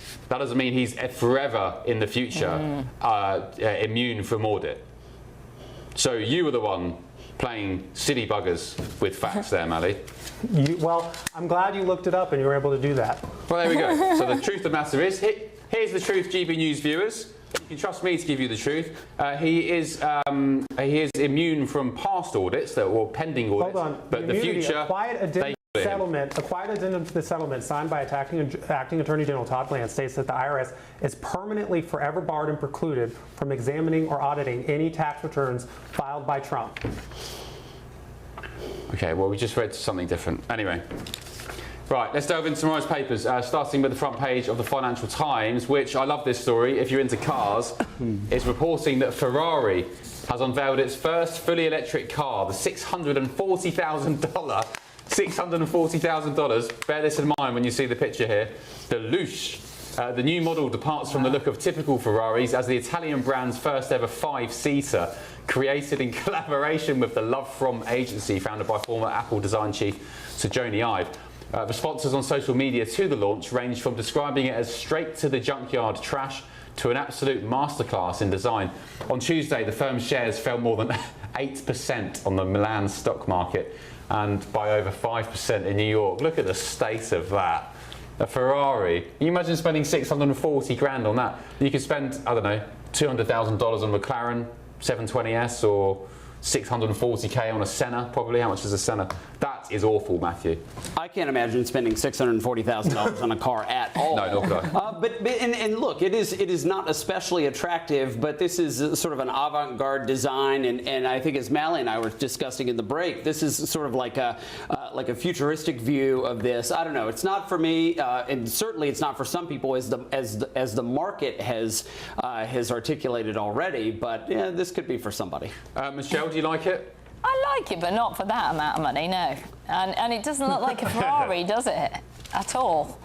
It's such a departure from the sleek sports car look, so no. Yeah, perhaps the strongest criticism came from Ferrari's former chairman, who said it was he warned of the destruction of a legend. And he said it was embarrassing that the prancing horse was on the front of it. He said, we're risking the destruction of Ferrari. This is surely a car, he said, Mally, that at least the Chinese won't copy. I don't know if that's a compliment. I mean, it looks like if Ferrari made a car for the Jetsons. Like, I don't love the design here. And if I had that much money, I'm kind of with you. I wouldn't spend it on a car. Just awful, just terrible. Right, let's move on. What else in the papers? Let's look at the front page of the Telegraph, which is reporting that Thames Water, maybe, Michelle, one for you, has called for an unofficial ban on hosepipe use to save its supplies. So the water company has blamed the recent record-breaking heat wave for the 1 billion extra litres used to compare with the same weekend last year. So 1 billion extra litres, okay. Well, they're urging people to make small changes, saying it will significantly reduce pressure on supplies during the hot weather. It's an unofficial ban, Michelle. Do you think people will stick to it? Some will and most won't, I would anticipate. We often get these, don't we, every summer. I remember growing up, we always had hosepipe bans, and then they seem to die down for a bit and then they come back with a vengeance. It does make us look rather backward in the UK, but we can't cope with any kind of weather changes, can we? If it begins to snow, the trains stop. If it gets too sunny, the trains stop. If it's raining too much, the trains stop. You know, for a country that has quite mixed weather, we seem awful at it. Yeah, it's funny to think we gave the world the railways, and then any excuse our railways don't operate, which is quite funny. The argument is as well from the water companies, Michelle, is the infrastructure. They're just not there. It's Victorian infrastructure, but then again, how do you fix it? It's going to require tens of billions, maybe you know more than me, hundreds of billions to fix it. But the problem lies at their door, doesn't it? Because they haven't invested the money in the infrastructure, and they over successive years been taking out those profits, and shareholders have benefited from that rather than that investment happening. And so it's required them to be forced to start to put that investment in, and that's why we've seen such pollution in our waters as well, in our rivers and our seas, because we just don't have that infrastructure in place that we need. Yeah, indeed. Mally and Matthew, very quickly on this before we move on. Do you get hosepipe bans here in the US? You see it in some communities. I think this is cracking down on people who are homeowners, property owners. Obviously, it's to change behavior, and I don't know that I'm a big fan of that. Yeah, I would agree. I mean, and I don't think an unofficial ban of anything probably works. Texas struggles, don't they, with water? With water drought? Yeah. Yeah, a lot of western states do. But Texas, of course, they've got the Gulf of America on the coast, so what's the issue? I mean, same as us, we're an island surrounded by... It's a lot of energy to desalinate it, though. Yeah, true. OK, one more very quick story. Let's look at the front page of the Daily Express, a story fairly close to my heart. Madeleine McCann. Fury is the headline, as German police fail to watch Madeleine's suspect. So this is German Madeleine McCann suspect, Christian Bruckner, who the Germans said at one point they had nailed on evidence that he was responsible for poor Maddie's disappearance and murder. They said that she'd been killed. They didn't believe she was alive. Anyway, now he's just roaming around Germany, walking freely, despite supposed 24/7 surveillance. Michelle, this is such a... I just think of the poor parents every time I see a Madeleine story. Yeah, it's really disturbing. As a mother to young children myself, I can't even begin to imagine what they've been through. But what's really strange about this story is that he did go to prison, didn't he, for other horrendous crimes, but yeah, he's somehow not served very long. He's out there and about. The whole thing is very odd because, like you said, they did say at one point it was definitely him.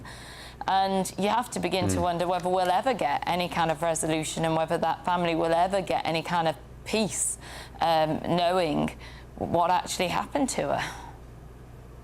Yeah, poor girl. Mally, are you familiar with this case? I watched a documentary a while ago about it. I mean, it's incredibly depressing. What, Netflix? Yeah, there's a good one on Netflix. But yeah, I mean, I hope the parents can one day get some sort of closure, but that looks tough. I mean, this guy, Christian Bruckner, I did a lot of work on the Maddie case working for my old newspaper. I spent time in Portugal and Germany. He was in prison serving a sentence for raping a pensioner in Praia de Luz not long before Madeleine went missing. So he broke into her apartment. He was a prolific burglar. He broke into this lady's apartment and he filmed the attack, and that's why he spent time in prison. He's also attacked other small girls before in playgrounds, tried to abduct them and so on. And Matthew, when I spoke to friends of Bruckner in Portugal some years ago, maybe 7 years ago, they said the night before Madeleine went missing, he had a dinner with them and he looked very kind of disturbed and said, tomorrow I've got a big job, because he would regularly burgle houses on order. He said, I've got a big job and you won't see me again. This is what his friends said the night before. This, I don't know much about this story in particular, but I think when an individual or a family or a community is wronged, if a crime is committed against them, we expect our governments to do what is right and to pursue justice. And this is very similar in a certain sense to the story that we started this program with these 26-pound fines for teens who are committing sexual assaults. This is where a person or a victim is they don't get justice from the government, and it erodes that institution. It causes us to trust our government less when justice is not served. Yeah, okay. Right, before we say goodnight, I'd like to ask my viewers, my guests, what you're doing tomorrow. What are you up to tomorrow, Matthew? Well, we've got our interns are hanging out, and they normally have house parents, and so I'm a big babysitter this weekend. I'm super excited. What's your organisation? So I work at Leadership Institute. We train conservatives how to win elections in the U.S. and abroad, and we've got 12 interns who are in town right now. We just came back from Annapolis, and I'm spending the weekend. Looking for the next Charlie Kirk. Yeah, exactly. Yeah. What are you up to, Mally? I'm going to be on the show with you tomorrow. Are you on tomorrow as well? Yeah. Oh no, what did I do to deserve that? I'll have to prepare myself with some bourbon. Michelle, what are you up to tomorrow? I'm going to see my mum and dad, who I haven't seen since for a few months, because my mum had a stroke and she's now back in the UK after being in Spain, so that'll be lovely. Bless her. Is she okay? Is she recovering all right?